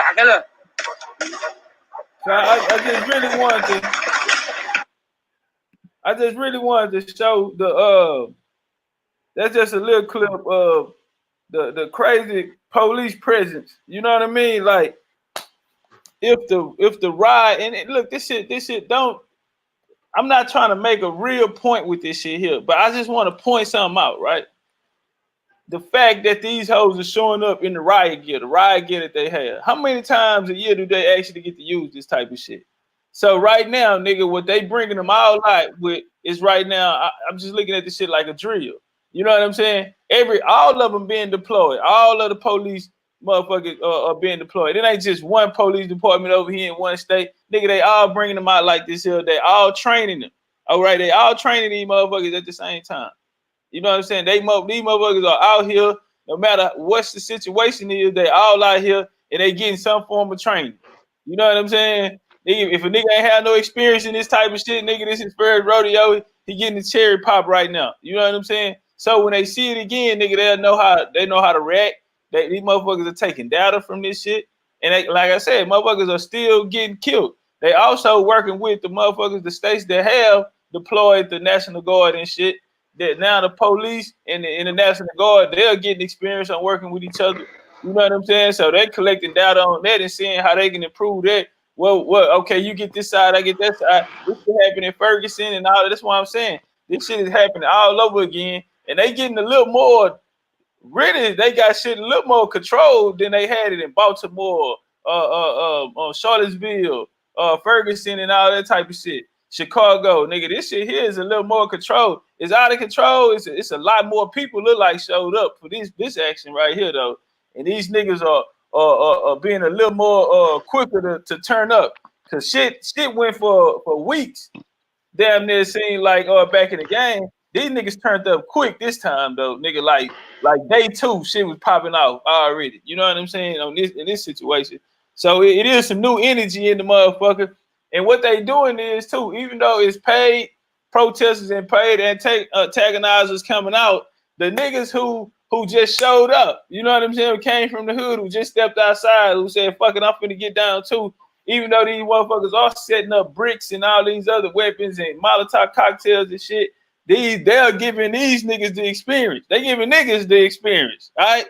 The niggas who did get active, showing them how to loot, showing them how to do this, because these niggas, the paid protesters and these motherfuckers were trained to do this, okay? And so, nigga, now they coming out here and they mixing them with the protesters and all of this shit here, and the people that's just showing up. And now these antagonizers, the paid ones, they're actually teaching the niggas how to do this shit. You know what I'm saying? Because for so long, we just been taught to hold the board up and march and shit. And now these little niggas coming out here, they ain't trying to hear that shit. Now these white boys, crazy ass white boys, skateboarders and shit, showing these niggas this how you do it, nigga. You know what I'm saying? This how you gonna do this shit. This how you do this shit. You know what I'm saying? And so on both sides, on some real nigga shit, what you saying? I seen somebody else the other day post on Instagram said, "Nigga, y'all telling us not to ride. We don't know how to ride. We ain't no book on protesting or how to protest or how to ride. Nigga, we just going off what we learning. But like you just said, they teaching us how to do this shit. Like these yeah, white boys do after the Sabres win the hockey Stanley Cup or the Patriots win the Super Bowl. They gonna tear the city up. Or Penn State win the goddamn NCAA championship. They tear Pennsylvania up. You know, we don't know how to do this, but the white boys do, and they teaching us. And guess what? Niggas is taking notes. facts. And you know, every time we learn something new, what we do, we take that bitch over and we excel and do better at it. Every time. I Because appreciate that love, my bad. Appreciate that love, Bert, Tenori, and Be Busy, my bad. Now you own I something.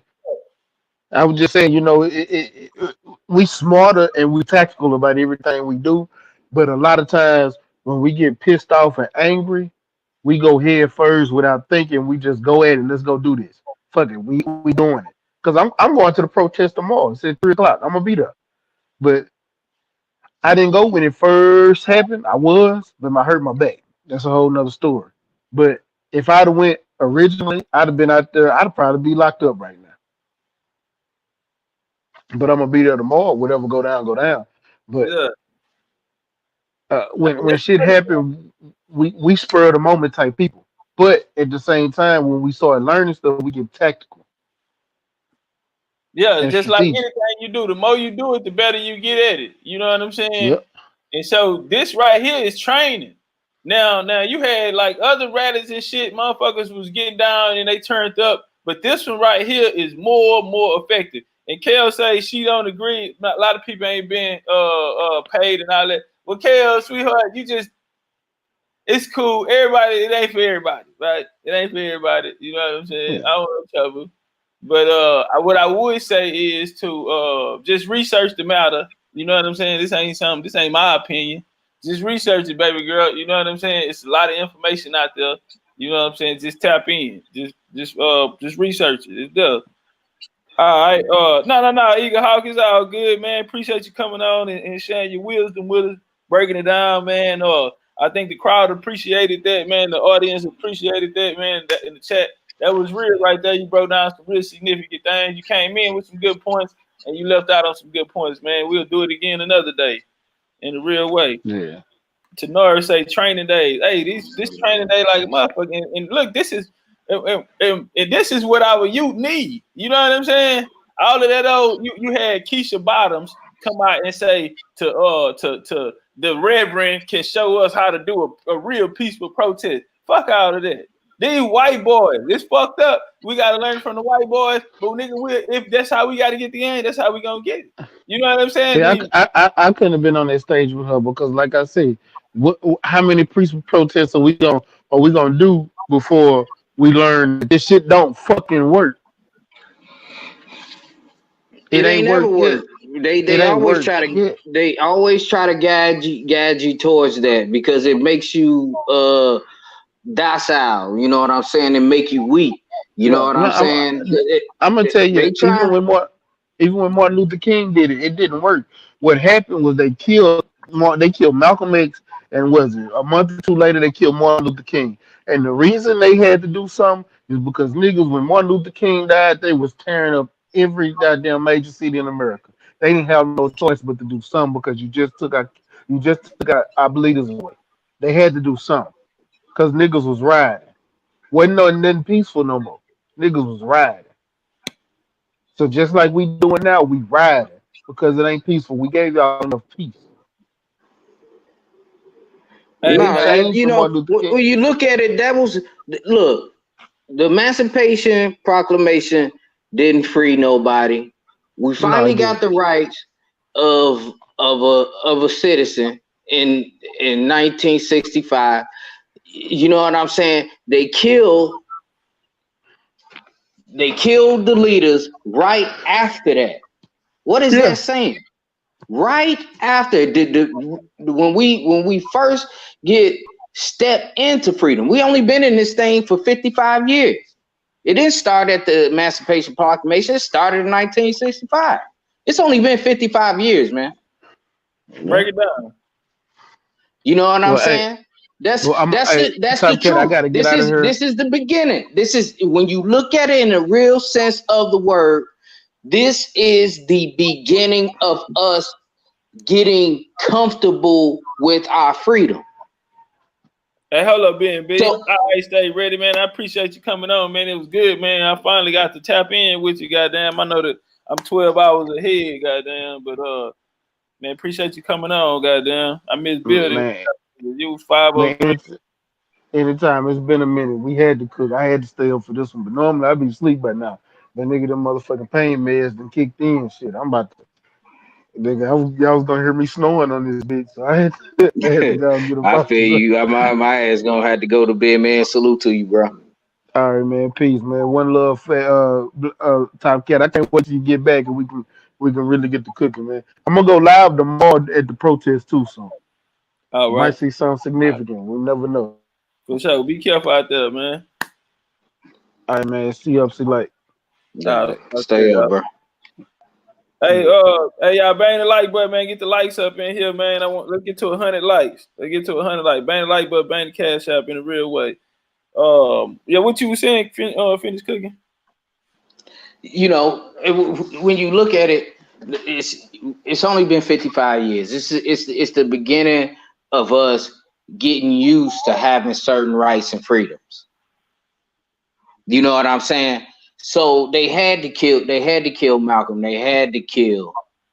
In the war strategy, you have to look at it like that. They had to kill them because we was coming out strong. That was as strong as we were. You know what I'm saying? And then you hit the 80s.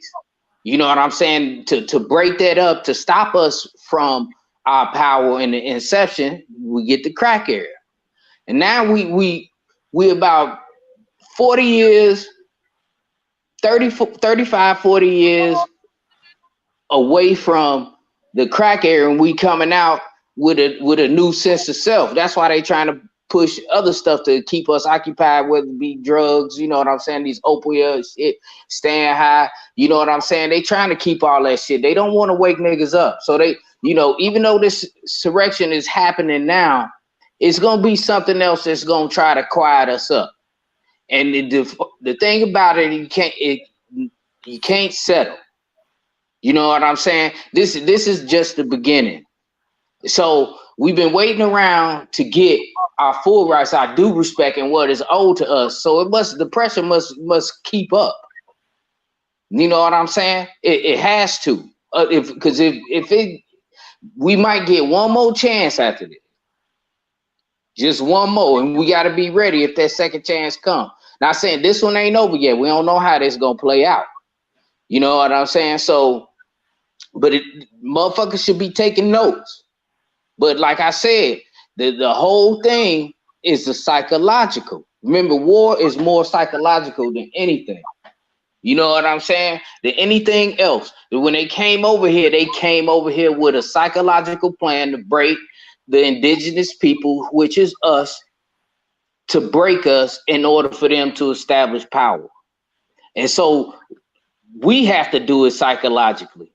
That means they're high places, the things that hold value, that keep reminding them of their dominance and that they hold up as a ward. Those things must be attacked. All their philosophies, and you got to start with actually telling the truth about how things got established. You know, I know and you've been doing that, TOPCATZ. You've been doing that on the real. You've been trying to tell people the history so they can see it more clear.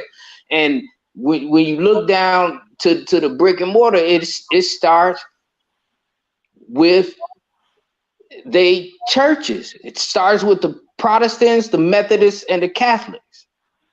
That's the psychology that they placed upon everybody. Because it worked over there for their people. They brought the same shit from where they came from over here. Nah, that's a fact. You know what I'm saying? How our church system ran, how our educational system ran, all of that shit came through their religious system. Yeah, and they were practicing social science before they got here in the 1700s. How to psychologically break people. They played a psychological game. And so to break they psychosis, you have to attack what they use to attack us. And that means that if we really wanted to say something, that Catholic church on the hill over here in St. Paul should be burnt the fuck to the ground, to fuck with their head. And then it should be something financial after that. Something big financial should be coming down to fuck up their money. You know what I'm saying? Until they understand. Because it's war. They keep playing the psychological warfare on us. So how we gonna break it? And that's what these young kids don't know this. They don't actually study the history of how things work, how things came to be. You know what I'm saying? So they gotta know. Somebody's got to say, This is where it come from when we talk about slavery and everything that happened. This is how it happened. These are the people, and this is who we really need to talk to, and these are the people that we need to see. Yeah, no, I feel that, man. You know, what's up with it, Money Brown TV, man? Hey, Money Brown, goddamn, if you got a second, hey, come build with us, man. I seen your post, man. I seen they having shootouts out there in St. Louis. You know what I'm saying? But you know, one thing that I really want that I'm taking out of this shit here, man, is they training me. And I'm telling you, man, as a little homie, even when motherfuckers coming up, we just use like the gang culture, for example, man. Like coming up in that shit when you're young and you seeing this shit. And then you actually like your first shootout or some shit like that. You know what I'm saying? Like that shit come to you. You know what I'm saying? That shit set off a whole new programming inside of you.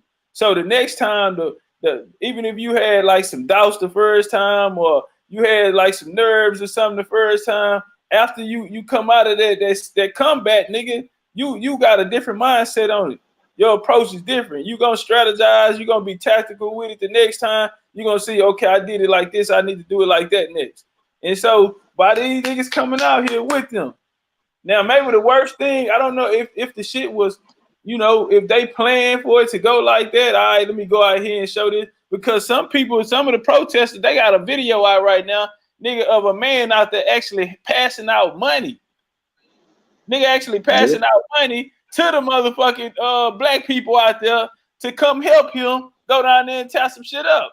This nigga really standing out there with a bankroll, passing it out to people. Telling them, hey man, I need you to come help me. Yeah, this shit, they got it all on tape. And so, like the psyche of it, if nigga did, especially all of the motherfuckers that get away with it.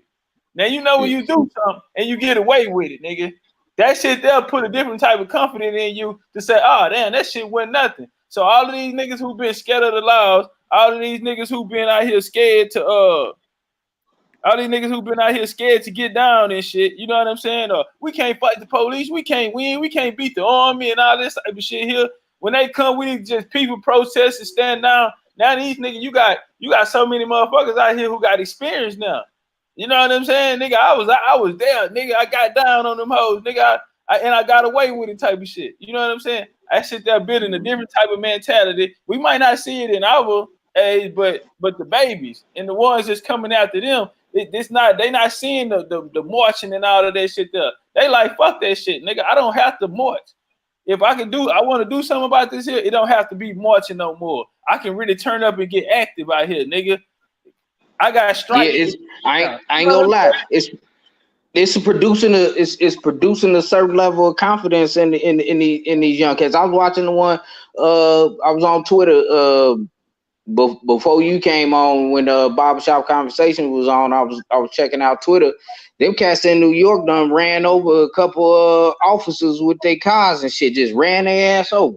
Hey, you know what I'm saying? Hold on, one time. Hey, what's up, Don Cato? You trying to find out what's up? Find if that brother actually said that. Said what? What's up? Hey, I dropped it in the chat. Money, check it out.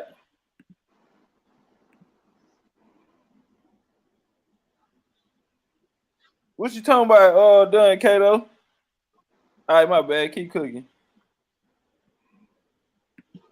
You know, I'm saying that I'm wondering what he meant by that. Yeah, but these young, they getting a certain amount of bravado. You know what I'm saying? Motherfuckers is fed up. You know what I'm saying?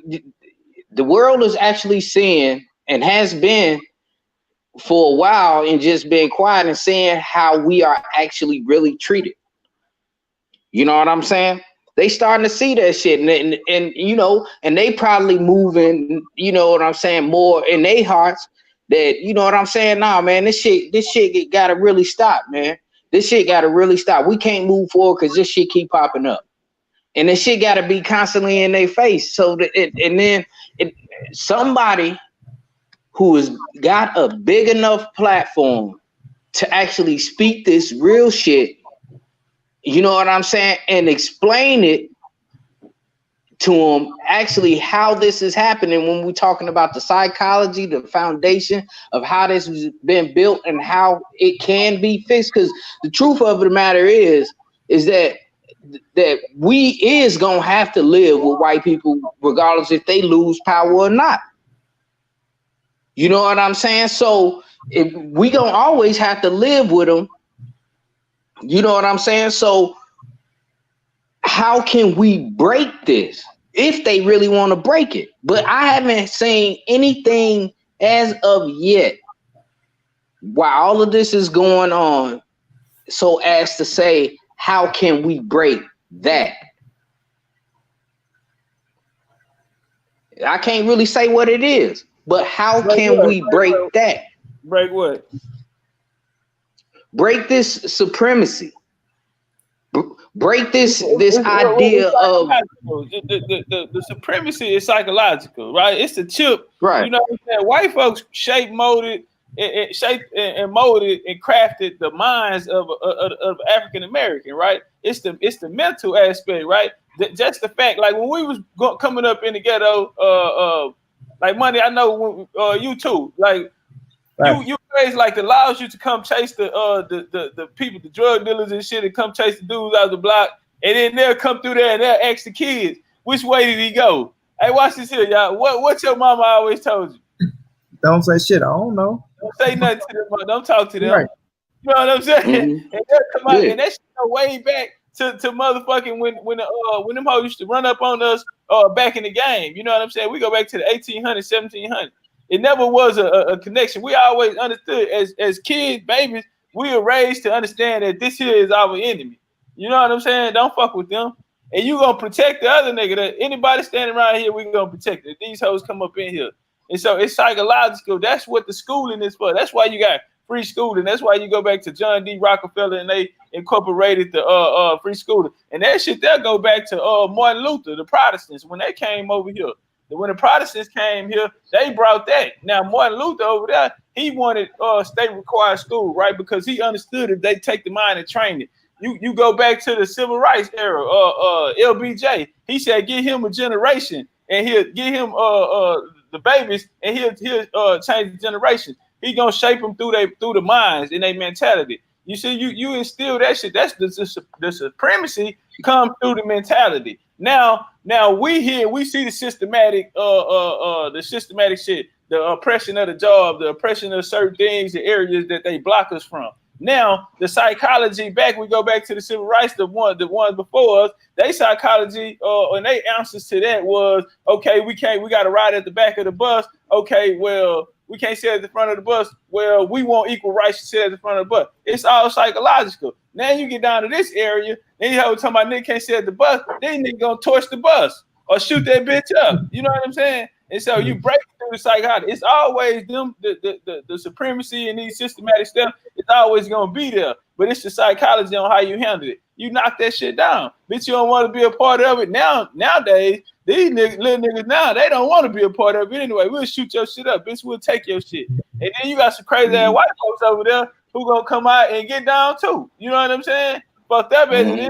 Niggas, they get down on their own mom and daddy nowadays. You know what I'm saying? They don't even want to live in the house with the motherfuckers. Kill them for the insurance money and shit. You know what I'm saying? It's a gap. Right. In the wide like a motherfucker though. You know what I'm saying? But you break it down through the psychology of a motherfucker. Hey, Money Brown, what's up, man? Appreciate you taking the link, man. I see it's going down out there in St. Louis, man. What you got for us? Hell yeah, this motherfucker always going down, bro. What you say, hold the line? These motherfuckers, bro, they out there with so much big shit. I'm talking about, nigga, they got the police scared. They scared. Them motherfuckers backed up in the corner. I'm talking about they looting everything, bro. You know what I'm saying? Like, I know motherfuckers be crying about the looting and shit, talking about the city and shit. But look, I ain't crying about none of that shit. Because shit, you got to make a statement, bro. You fucking up your city, go fuck. They gonna rebuild this motherfucker. Shit. Yeah, our ghetto's been fucked up. You know Right. Like I told my son been out there. You know what I'm saying? Protesting the shit. You know what I'm saying? He called me. He asked me about the shit. He asked me how. He's like, what? You know, because everybody, I think, was starting to get on about the looting and shit. I said, man, that's That's just casualties of war, man. Motherfuckers better suck that shit. They getting insurance. They got insurance anyway. They get that shit back when it's all done. And most of them motherfuckers need it because, like, you'll see them niggas targeting certain stores and shit, right? The white boys, they targeting certain stores. These white boys that made a list. You know what I'm saying? On what stores to go hit because they weren't making no money doing Corona any motherfucking way. So now this is how they bounce back. That's why I brought out in the bill yesterday. All of these goddamn companies and retail stores and shit are going under. All these hoes about to file bankruptcy. You know what I'm saying? And now this they bounce back. These motherfuckers ride. Now they can make their money back. You know what I'm saying? Exactly. They breaking this shit too. But the thing is, that's what I'm telling them, TOPCATZ, bro. They going by this arsenal shit. All right, you can blame us black motherfuckers for stealing every motherfucking thing. We gonna do that, but we ain't setting shit on fire like they trying to claim us for. All that arsenal shit, the way these buildings just torching like that. Like I said, we'll set a motherfucking car on fire, but we ain't playing with no fire like that. Nigga too afraid to kill no fire. Motherfuckers start playing with gasoline and kerosene. We don't play with that type of shit. You know what I'm saying? Motherfuckers. Black folks scared of that kind of shit. Yeah, we'll throw a motherfucker back in the car, but we ain't going in. That's damn near like going ice fishing and shit, nigga. I ain't getting out there on that motherfucking ice, nigga. Yeah, but I want to touch on what you were saying, the homie. We talking about how they got a lock on the system. You saying how we can break the system. We ain't gonna be able to break that shit. We gonna be able to try to get some laws changed. But when these white motherfuckers got they hand and they got power over motherfuckers like that, they got the system set up for them to control this motherfucker, bro. They not like everything set up like I ain't gonna say we can't, but it's gonna be tough as a motherfucker, bro. Because them motherfuckers at the top. They some evil motherfuckers. You think we even them some evil motherfuckers? They don't give a fuck, bro. And I see how y'all talking about the Protestants and shit like that. I still look at some of them motherfuckers, TOPCATZ as being pagans. Them motherfuckers worshiping owls and woods and shit. There's a lot of them paganism going on in that motherfucker too. Them motherfuckers playing with motherfucking blood and shit, talking about making sacrifices and shit. That's how they get down. So it's a lot of dirty shit in the game. Now I seen you TOPCATZ getting at that boy that boy Cali Enigma earlier. That shit was funny as hell though. But like you say, all that boogeyman shit, they let that shit scare them up and shit, bro. Like we're not being afraid of none of that shit, bro. You know what I'm saying? So when we just look at the whole, just the systematic and the scheme, man, they got a lock on this shit, bro. And it ain't nothing that's happened that they don't want to happen, bro. Don't want to happen, fact. You know what I'm saying? It's all by design. Yeah, it ain't nothing happened that they don't want to happen, bro. So when now even with this motherfucking protesting and motherfuckers loot, if they really want to stop that shit, they can put a stop to it. They letting that shit happen. Yeah, they encouraging you. No, that's fact. All the motherfuckers. They talking about the ride. They using Martin Luther King. Protest is the voice of the unheard, and rioting is the voice of the unheard. And you got politicians out here saying that shit, and then in the same breath, they'll turn back around and talk about we need reform. So when y'all speaking of reform, what type of reform is y'all talking about? Because y'all passed through legislation. Y'all ain't passed through legislation through reform. If a cop kill a motherfucking unarmed person or something, then he guaranteed to get the death penalty. Or that's a federal crime or no shit like that. Y'all ain't passed that. But what they did pass through there is if a nigga kill a cop, he gonna get mandatory sentencing and the highs and all this type of shit. They put all this shit through.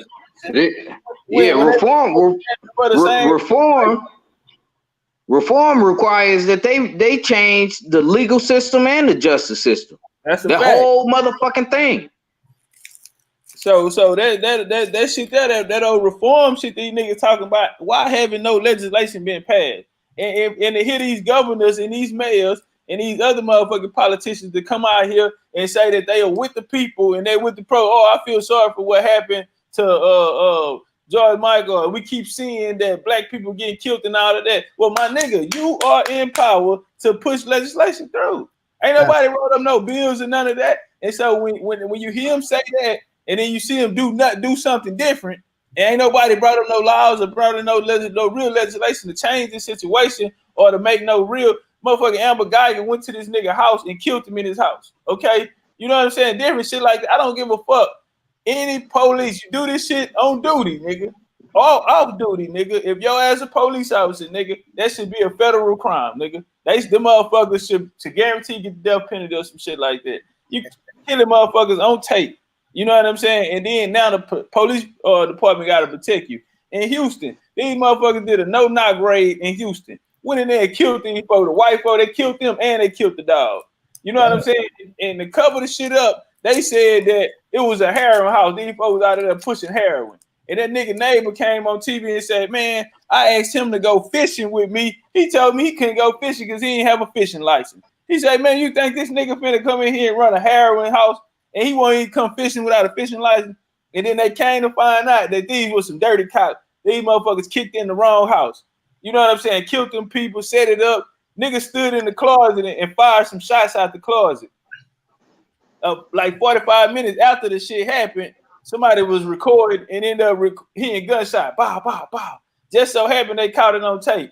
The police went inside the closet and shot outside the closet and wrote it up on the scene that the dude was shooting at them outside out the closet. You know what I'm saying? So where's the legislation to because these motherfuckers doing this shit freely? The nigga Derek Chauvin, he had 18 motherfucking cases on him. God damn. I'm what you talking about, like you're saying though, like you do got to that put in place for, and I said the same shit on my line, bro. You gotta put something down in concrete where you gotta take one of these motherfuckers' heads off and show their ass that, oh, you kill a nigga, yeah, your motherfucking life gonna be gone too. You gotta put that type of fear in their ass. Because other than that, all this shit that's protecting their ass, you got Trump saying the shit he's saying, these motherfuckers stepping on necks and they getting, oh, let him off the hook with pay. Oh, he just been laid off, but with pay. So y'all still putting money in that motherfucking bank account so he can load up. So if he need his lawyer, you know what I'm saying? You still can pay for your lawyer and shit like this till we figure out this shit. But like I said, with that black man, this motherfucker went straight to jail. We ain't heard about no court case. We ain't heard about nothing. They just straight to jail. Gave that nigga time and every damn thing. I say, boy, it's a dirty game, boy. Shit, we need a law like Django, nigga. Hey, y'all remember that bitch they killed that dude in Oklahoma? The police, he killed that dude in Oklahoma, then tried to say that the nigga reached for a gun in the nigga window, talking about the nigga had ripped the window down and pulled out a gun. And then when she shot the nigga, the window was up because there was blood all on the window and shit. And so that bitch ended up beating that case, nigga, and now she a police in a whole nother different town. And look out for each other, boy. And Trump bitch ass, Trump was scary. He a white boy, right? And so the first defense of motherfuckers is the police. And so you got the state police, and then you have your local police and shit who was under the mayor and shit. And so the other one is, is governor. The state police is under the governor. And so Trump scary ass, he a white boy, real white boy. Nigga went down in the bunker and shit, turned out the lights in the White House and all that. They tagged it, and now he done made a law. He trying to get the motherfucking National Guard out in Washington and shit, right? But see, this shit here, that's when the motherfucker don't respect you. You know what I'm saying? Because that's when you know you are out of touch with the people. You know what I'm saying? How the fuck can you run anything or be over anything or you know what I'm saying, in a position of power which you should be respected on? You know what I'm saying? Nigga ought to be able to walk through this bitch with no secret service. You know what I'm saying? Come through this whole push, nigga, tap in with the people and all this type of shit. Nigga can't even do it. You know what I'm saying? Nigga can't have a relationship with the people. You know what I'm saying? That where you gotta put laws in place for police and shit or motherfuckers that protect you, and they doing this shit knowingly, knowing that it only protect a certain group of people. You know what I'm saying? Knowing the ramifications, what it's gonna be for a certain group of people. Even in that speech, he talking about our peaceful protesters in poor areas. He talking about niggas. Talking about I am your president. Fuck out of here, nigga. You know what I'm saying? Nigga, you Donald Trump. You ain't our motherfucking president, nigga. You know what I'm saying? No nigga don't fuck with you. You know right. That's why I say we don't even call nigga president. We call nigga Donald Trump. They was talking about the president. Donald Trump. That nigga motherfucking a businessman. That nigga ain't no president. Nigga surprised he won the presidency. Niggas don't even take the nigga serious, man. But it's like this here though, man. There's a lot of white boys out there who ain't saying that. And it's a lot of niggas who ain't saying that. It's a lot of niggas who ain't saying that. It's a lot of rappers who ain't saying nothing. And these niggas gonna be right back in our face on Instagram and all this other shit. Want us to sell out their concerts now. We supporting the wrong motherfuckers. Facts, bro. We really need motherfuckers. Ain't nobody there for us. The church. You can hear rap pitch on Cotton. These hoes ain't came out yet. Donald Trump came out the White House yesterday waving the motherfucking Bible. All right? Nigga, he came out there bitch waving the Bible on niggas' ass yesterday. But the church shut down through Corona. Them niggas out there at the protest got Kurt Franklin loud and motherfucker. But the church closed. You know what I'm saying? Like, we gotta stop. I thought motherfucking Kurt Franklin gave up the church. He did when he came back. Remember, he said Jesus is faker than the Easter Bunny. That nigga he back with Jesus. We go back. What the Nation of Islam? What the Moorish Science Temple at? Thanks, bro. Niggas come on there whole want to debate and shit. You know what I'm saying? Niggas come on there whole want us to a Million Man March, which just turned out to be a motherfucking a big ass what you call that shit a fundraiser, okay? A big ass fundraiser. Cause remember at the Million Man March we had to drop out. Any of y'all went in 2015 to the Million Man March? We had to drop out at that motherfucker, nigga. Yeah, you had to donate, and they had little setups. They had little setups in that shit, nigga. When you come through and drop it off, nigga, we ain't hear nothing about the money after that. We supposed to be down there to get some motherfucking reparations, nigga, and get an understanding with these white folks, nigga. And we got a motherfucker. It ended up being a fundraiser. You know what I'm saying? Right. Take advantage of the Hebrew Israelites. It's too many of you niggas. If we needed an army, it's get to the point to like, what's the purpose of you niggas? What is the purpose of being a part of any of this shit out here? When we really need motherfuckers, we out here on our own. The goddamn babies got to come out here. All right, we need motherfuckers, and it's the babies. You know what their purpose is? No. And they want their purpose is to speak when it's safe to speak. They get on their soapbox, and when shit jump off, they go in the house until the shit's over and come out and be like, "I told you so." Yeah, it got to benefit their cause, bro. Everything got to benefit their cause. If it ain't benefiting them, then they ain't gonna fuck with the situation. You know what I'm saying? They go sit back, analyze the shit, see where they can get in. Like TOPCATZ say, if they can do some shit where they can build off of it and get something dropped in their hands, they'll be all good with it. But if they come out and they see it's no cause for them, bro, they ain't gonna fuck with that shit. They gonna Hebrew Israelites, the motherfucking Moors, the Muslims, all they is looking for the same thing to benefit their cause. It's too many of them motherfuckers, man. And all these niggas are big old strong ass grown ass men. You know what I'm saying? Nigga out here, big old strong ass men, and these niggas here. And when we need an army, we gotta go depend on the fucking babies, and the babies ain't got nothing to do with none of that shit. Nah, them motherfuckers gonna be like, if we say something right now, they gonna take away our tax exempt status. And see, this right here is a prime example. This is a prime example, because when we look out there, the Hebrews want to come cuss our mamas and our aunties out and shit while they out going to go get their nails done and shit. You know what I'm saying? On the weekend, they out there walking, trying to do a little shopping, and the nigga got to talk about them having some motherfucking weave in their head and all this kind of. You niggas got shit to say about everything else. But when that white boy come out here and he got his chest poked out, nigga, you niggas ain't on the scene. But we got the fucking babies out here who gonna come set this motherfucker off though. You know what I'm saying? And niggas got the nerve to tell them to follow the laws, statutes, and commandments. Niggas got to tell them, nigga, what is your nationality? Bitch, I don't need no laws, statutes, and commandments. I don't need no motherfucking nationality, nigga. I need a motherfucker. I need some weapons to get active, nigga. I need a motherfucking plan, nigga. I need a strategy to get active, because I'm here to get active, nigga. You know what I'm saying? I ain't here to hold your motherfucking clipboard or your poster boards, nigga. I ain't got nothing to put in your motherfucking pot. You know what I'm saying? I don't want to join your, I don't give a fuck about your paperwork, nigga. Motherfucking paperwork, nigga. Ain't no paperwork. I can't sign no paperwork and get out of this motherfucking oppression, nigga. Right. That motherfuckers want to call you and the like the motherfucking Hebrews, like you say, the babies doing all the motherfucking the thugging out here, but they want to say, oh, they got Esau in them. Oh, look at them, that's the demon walking. Yeah, yeah. He's talking about to kill us, though, but we just put separate and let these motherfuckers kill us. Y'all want to separate, talk about this and that. Oh, come join this trial. They stopped me, man. So, bro, you go come do it. I say, listen here, man. Yeah, look, man.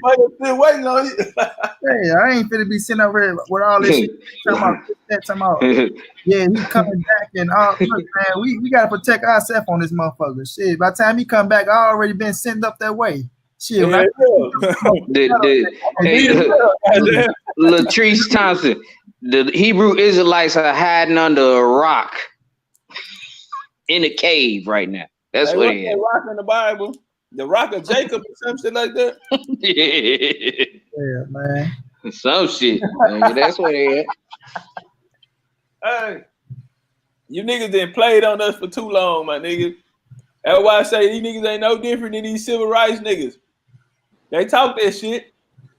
Nigga got on cargo pants and motherfucking motherfucking steel toe boots and shit. That shit don't mean a motherfucking thing. Nigga ain't bust a grape yet. All right, they go kick a hole in something. You niggas heard say Nigga out here in cargo pants and motherfucking steel toe boots. The Hebrews talking about they militant. Where the FOI at? Where the FOI at? You know what I'm saying? Where you niggas at? Where you rappers at? Why are you rappers? You niggas gangster and you coming through with the 50-round clips and y'all chopping shit down? Shit. Where these niggas at? That's real though, bro. What the fuck y'all at? Real motherfucker came up front line and said nothing. Them niggas talking about that corona out there. These niggas is supposed to be out here in their turbans and robes with their motherfucking machetes out ready to go. Them niggas ain't fucking with we gotta depend on the babies to come out here, goddamn, and say nigga enough is enough. Yeah. We gonna go and get out of here, man. Y'all, man, I appreciate y'all coming through, man. Oh, y'all got some last word for the people? Man, this all love, man. I appreciate you for sending that link, Top Cat. You know what I'm saying, bro? Just keep doing what you're doing, bro. You know I fuck with you heavy, bro. I watch everything you do. If I ain't catching it live, I'm catching the playback, hitting that like button, bro. But just stay on their necks, bro. Keep putting these boys on blast. You know, I ain't got nothing against nobody, but like I said, you come from them real facts. You better come from real facts, nigga. That Wikipedia can't be teaching you niggas the truth. For real, bro. Come out here, rock with the God, nigga called me to the paint. That's what I'm fucked up about it. I'm like, damn, my nigga, you mean to tell me you sitting in the back of my chat, my nigga, taking notes, and the whole time you been having shit on your chest. And then you go to your channel, you won't even say you talking to me in third party, talking about niggas running around here saying, luckily I was in there and I just caught the shit like, hey, hold on, damn, my nigga, you gotta put a stamp on it. You know what I'm saying? And the whole time you talking about me. You know what, line that shit up then, nigga.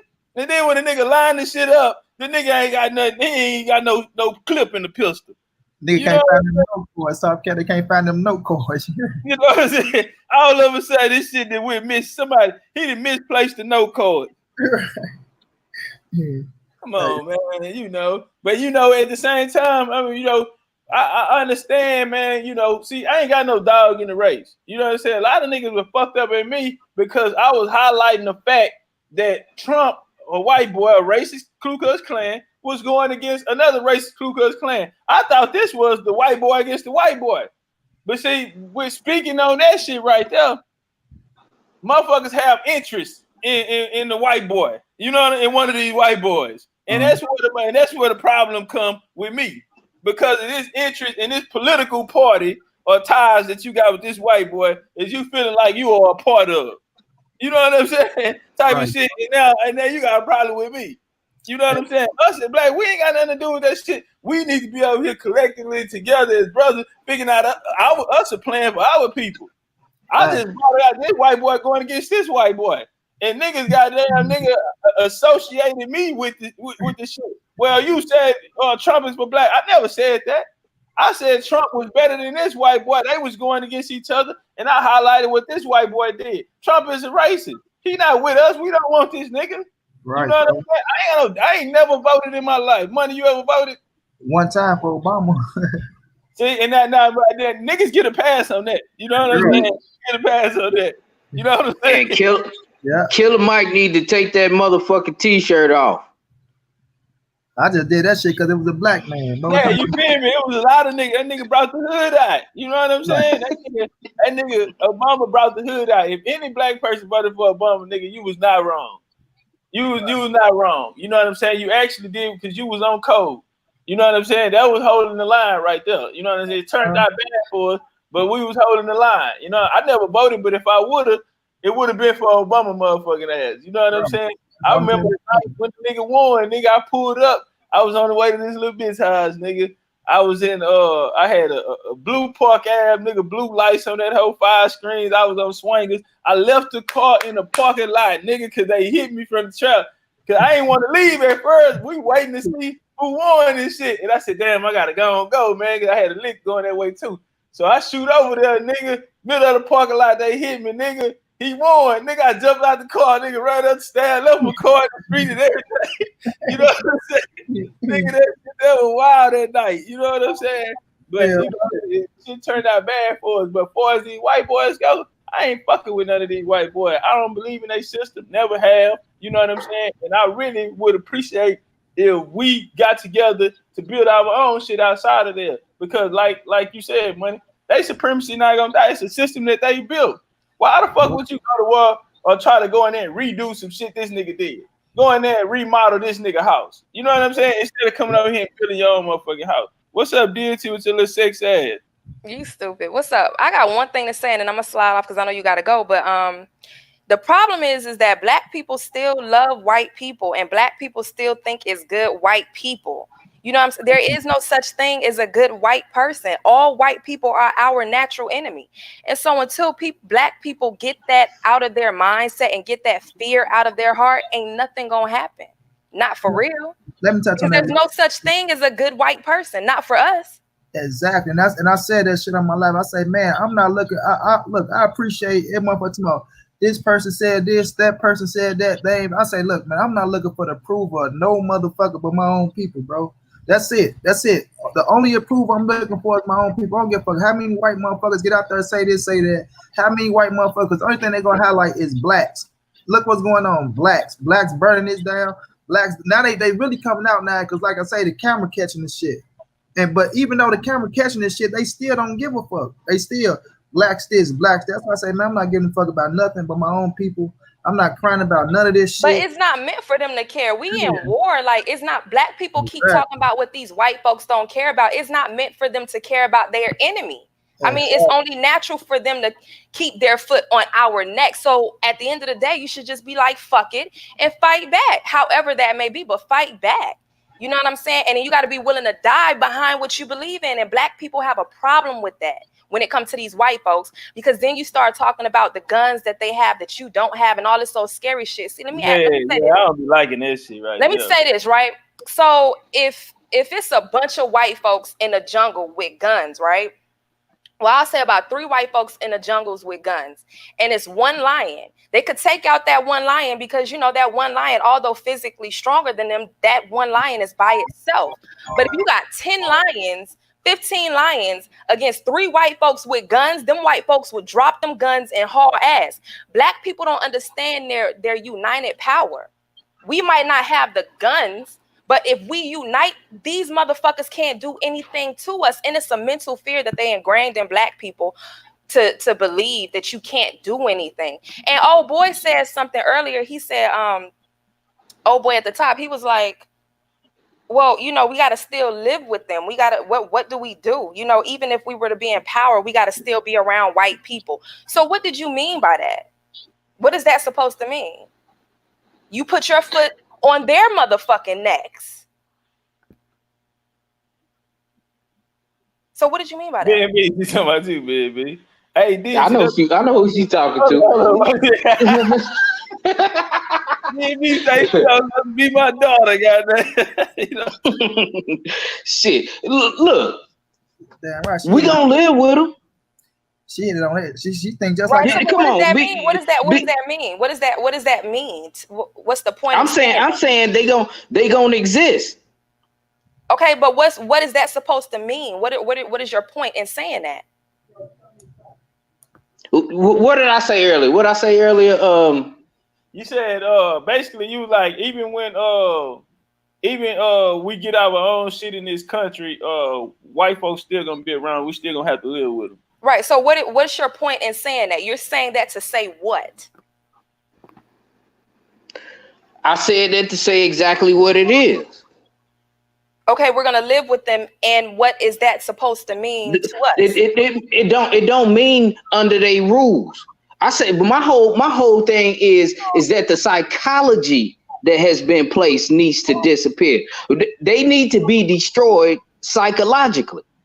Well, fuck their psychology. They need to be destroyed physically. They need to be destroyed physically. Who gives a fuck about their psychology? Band together. That's it. But you got to understand, black people. No, I feel you on that. I feel you. Black people were brought up out of slavery. So the mind of most black people, although you have the physical attributes of being a so-called black person, your mind is not black. Until our minds, and I'm talking about everybody, mind get black. And I mean, you gonna have niggas that fight harder for white folks than white folks. We have to. And they might need to get taken out too. That's just what it is. We have the same way they did us is the same way we got to do them. They psychology must be broken. You're not gonna break them. That's what I'm telling you, bro. They like they put in place already. They mind is to think how they think, bro. This psychosis that they got going on, that they done us, needs to be broken. That's how war starts out. It starts out psychologically first. Bro, but you gotta understand that when you talking about white people, you talking about motherfuckers that's not even full human. White folks, they're not even full human beings. So they're savage by nature. You can't break a beast. Yeah, you say something about break them. They built what they like. They mind is they mind. You see how they organize this motherfucker. The only way to break a beast is to kill that motherfucker. You gotta put them down. Break apart. Yeah, you gotta put them down, and you got to beat the fight out the dog. You gotta make him want to quit. Listen, you gotta build your people up. That's what you gotta do. We already the top shotters, bro. It ain't about that. You can't worry. You do it both ways. It must be done psychologically first. Once you understand the beast, you beat them psychologically, and then you take them out. Bro, listen. Who more fucked up psychology, us or the white folks? Wait a minute. Go back to what you said. When you said in order to beat the beast, you got to break it down psychologically. In order to break down white people psychologically, because their psychological is already fucked up, is to go at physical. Go at the physical. Exactly. See, they're not us. We got a soul. They don't have a soul. They could break us down psychologically and fuck with our soul and our spirit and how we preach and how we praise and all that old type of shit. But we're not them. So we can't go at them like they go at us because they're not us. You got to kill them crackers, and that's just the way it is. Yeah, they gonna find your ass. You gonna think you just switch me. They go, yeah, you switch me. They gonna lead your ass straight to that room and slaughter your ass. What you think about that? I agree with you. Yeah.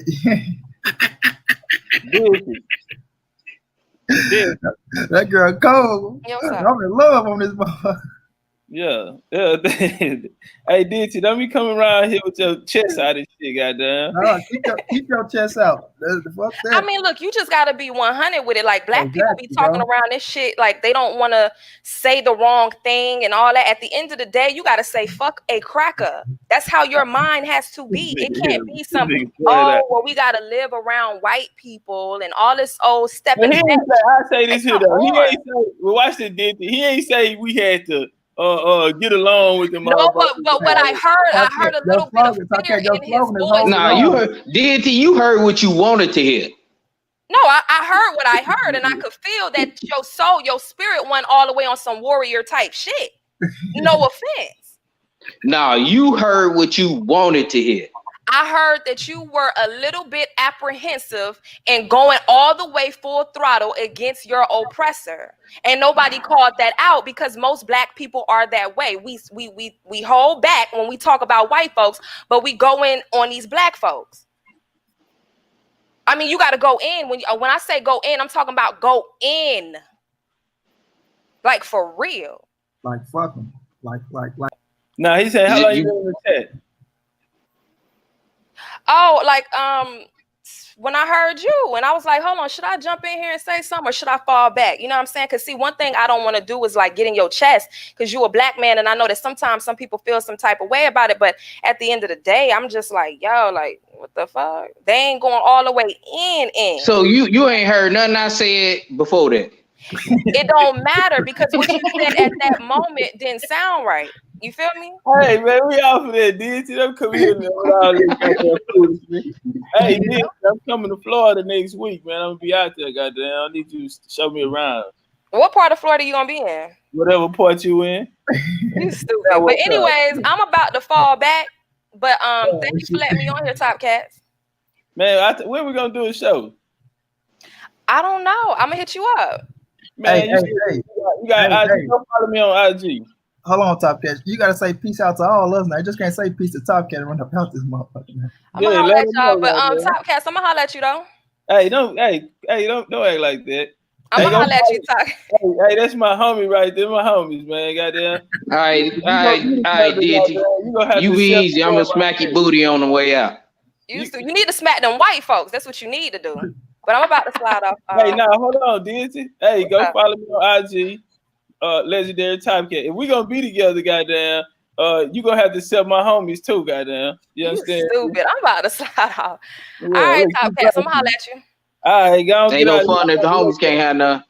Hey, let her walk off. I want to look at it. All right, bitch. All right. you niggas stood out. All right, now let's get out of here for real this time, man. Y'all get the word.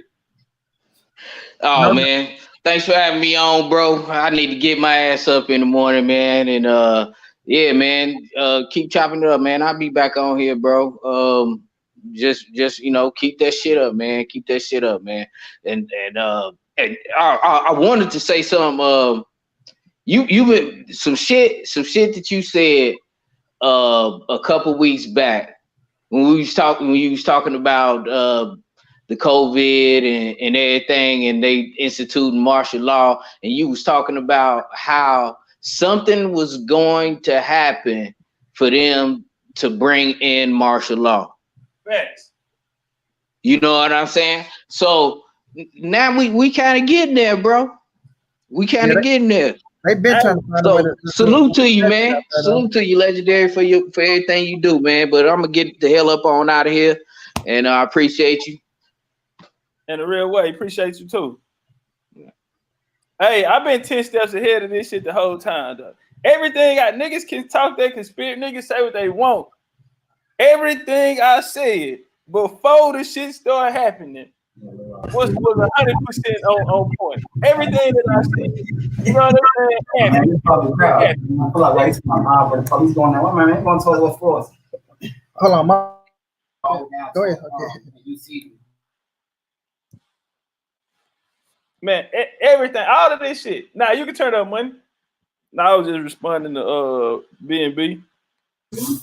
Nah, that was my little brother come back. That nigga done went and hit something. I'm sorry, this shit crazy, bro. It's crazy. It's crazy. You're talking. It's crazy, bro. This motherfucker going down. This motherfucker. But now let me say this though. Salute to you, TOPCATZ, though, bro. Keep doing what you're doing, though, man. Like, man, you're a real one, bro. And when you speak it from the heart, from the chest, and we can tell, bro. Like, ain't nothing scripted, bro. You know when a nigga knows so much shit. When they can just jump from subject to subject, and I be listening to you, bro. You jump from subject because you know so damn much. You don't want to build on one thing so much because you can go on for hours with that shit. So you got to keep it in check sometimes, because sometimes you can lose these niggas. You know what I'm saying? And that's why you say, hold on, mom, y'all. That's why you say sometimes niggas be in the back, and not saying this ain't nothing to nobody, man, because I fuck with everybody though. But you know, sometimes niggas get the feeling a certain way, like ain't nobody challenging y'all on shit though, bro. But if a nigga building, you just gotta learn how to accept the truth, bro. You gotta learn how to accept the truth, and don't be so quick to react on every goddamn thing. You know what I'm saying? That's a woman trait to just react so quick on your own brother, nigga. If you want to build with your brother, holler at a nigga on something. If you feel like you got the answer to something, nigga, holler at him and see if you're right first. You know what I'm saying? But don't come out and just challenge a nigga on some shit and you ain't really ready for him, bro. You know what I'm saying? Because then you really go feel some type of way when a nigga puts you in your place. You know what I'm saying? But salute to you, bro. You a big dog, nigga. You understand? I'm behind you 10 toes, bro. And whenever you need me, I'm here, big dog. For sure. 100, man. Appreciate the love, man. Same here. In a real way.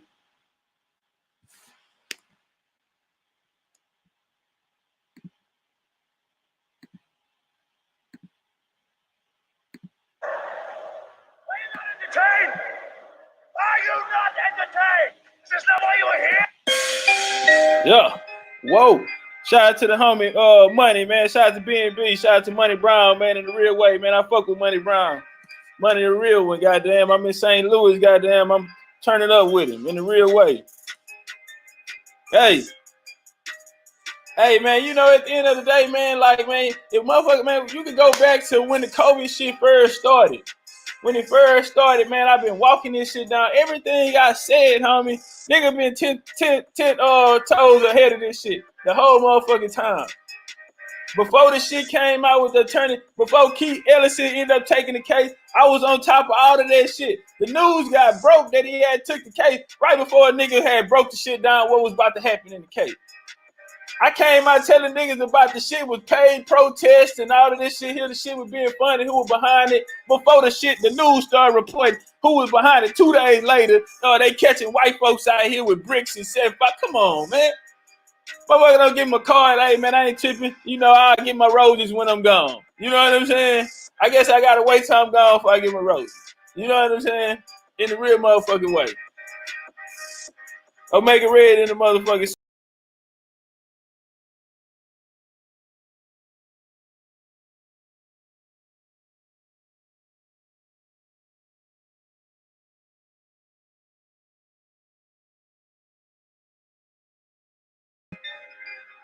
Omega Red in the super chat. He say, SB the Money Brown TV, he been through it, fam. Square Biz to Money Brown TV, been through it in the real way, man. That's the homie, man. You know. Hey, man, look, family. You know, motherfuckers be thinking the nigga just be talking because he got a mouth. You know what I'm saying? Like, it is what it is, you know? Like I always say, homie, I'm going to be one of the ones, I ain't going to really be appreciated till I'm gone. You know what I'm saying? Same way, you know, like, not put myself in the same light as him, but I'm just giving an example how motherfuckers, even when you dealing with Nipsey Hussle went fully appreciated till he was gone. You know what I'm saying? Niggas ain't fucking with Jesus until he was gone. Niggas ain't fuck with Malcolm X. How they fuck with Malcolm X now? Niggas ain't fuck with Malcolm X while he was here. You know what I'm saying? I know my shit gonna be a little different. My situation gonna be a little different. I can honestly come out and say, nigga, that I was one of the ones ain't never really get that help or that boost like a lot of niggas did for my channel to grow. You know what I'm saying? Niggas ain't invite me on big platforms and all of this type of shit here. Help me get my message out and all of that. I ain't really get too many, you know what I'm saying, pushes and shit like that. Like, you know what I'm saying? My shit been straight boots on the ground. You know what I'm saying? I had to take the styles and shit. You know what I'm saying? You know, it's a slow grind, but I accept it for what it is. I accept it for what it is. You know what I'm saying? And I met a lot of people through this journey. A lot of niggas turned up with me. A lot of niggas fell off. You know what I'm saying? A lot of niggas turned up with me. A lot of people fell off. You feel me? And you know, I'm gonna keep coming. You know what I'm saying? Like niggas don't even know. You see what I'm saying? When I come on this hoe, I don't come out and bring my personal opinion on it, homie. I try to stick to it straight. I don't go too far in history. I only deal with a lot of shit that a nigga can prove and what can be meaningful and can be pieces of us. You know what I'm saying? Little shit that a nigga can use. Like the homie Money say, I be over here one day, I be over here and over there and over there. You know what I'm saying? But it's shit that we can use. Ultimately, though, and I'm one that I don't believe in no one motherfucking man running everything. You feel me? I feel like if anything, if we gonna get out of this situation, since we in this shit together, it's gonna take us, it's gonna take unity to get us out the motherfucker. A nigga ain't in this bitch by itself. You know what I'm saying? Motherfucker ain't singly oppressed around this hoe. You know what I'm saying? So if we in this shit together, it's gonna take all our motherfucking ass to get out of it. That just make more sense to me. You know what I'm saying? That just make more sense to me. And shout out to Gadite, goddamn. Gadite, I'm changing your motherfucking name. You the female TOPCATZ from now on, goddamn. Gadite, we changing your name. You the female TOPCATZ.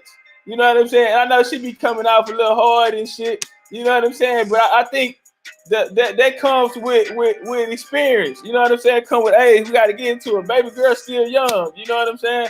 She's still young. She still got that fire in her. You know what I mean? But through the years and through experience, and you know what I'm saying, she get older and wiser, you know, she'll naturally start to, you know what I mean, be able to express herself in a different way. But it's a time, nigga, in life where you gotta be, nigga. I'm standing on shit right now, nigga. I ain't at that part of my motherfucking life right now. I'm standing on shit. I'm knocking shit down. You know what I'm saying? Because if the motherfucking generations before had already cleared the path, you know what I'm saying, then there'd be no need for the sister to come through and stand on her shit as hard as she do. You know what I'm saying? So since it's here in her generation, guess what, nigga? I gotta come at this shit, nigga. Like I gotta come at this shit how it's given to me. You know what I'm saying? The hard way. Shit ain't easy, so I can't come off easy. This shit rough out here. This shit real out here, nigga. So I gotta stand on mine. Show no mercy, cause I expect no mercy. Like I always tell you. Show no mercy, cause I expect no mercy. Fuck them. You know what I'm saying? Hey man, I appreciate y'all. Y'all could be anywhere in the world, but y'all chose to be here with me. And for that, I'm thankful. I'm grateful. I'm gonna stay humble and hungry for the information to provide y'all with the best content that I can. You know what I mean? In a real motherfucking way. Hold the motherfucking line, nigga. Hold the motherfucking line, nigga. We ain't shit without each other. As long as we got each other, we don't need no motherfucking body else. This that big boy drip. Watch step, you might slip. It's that big boy drip, watch step, you might slip. You can choose, lose, you can stay confused. LDBC strong. The motherfucking legendary Big Chief TOPCATZ. I love y'all. That's my time.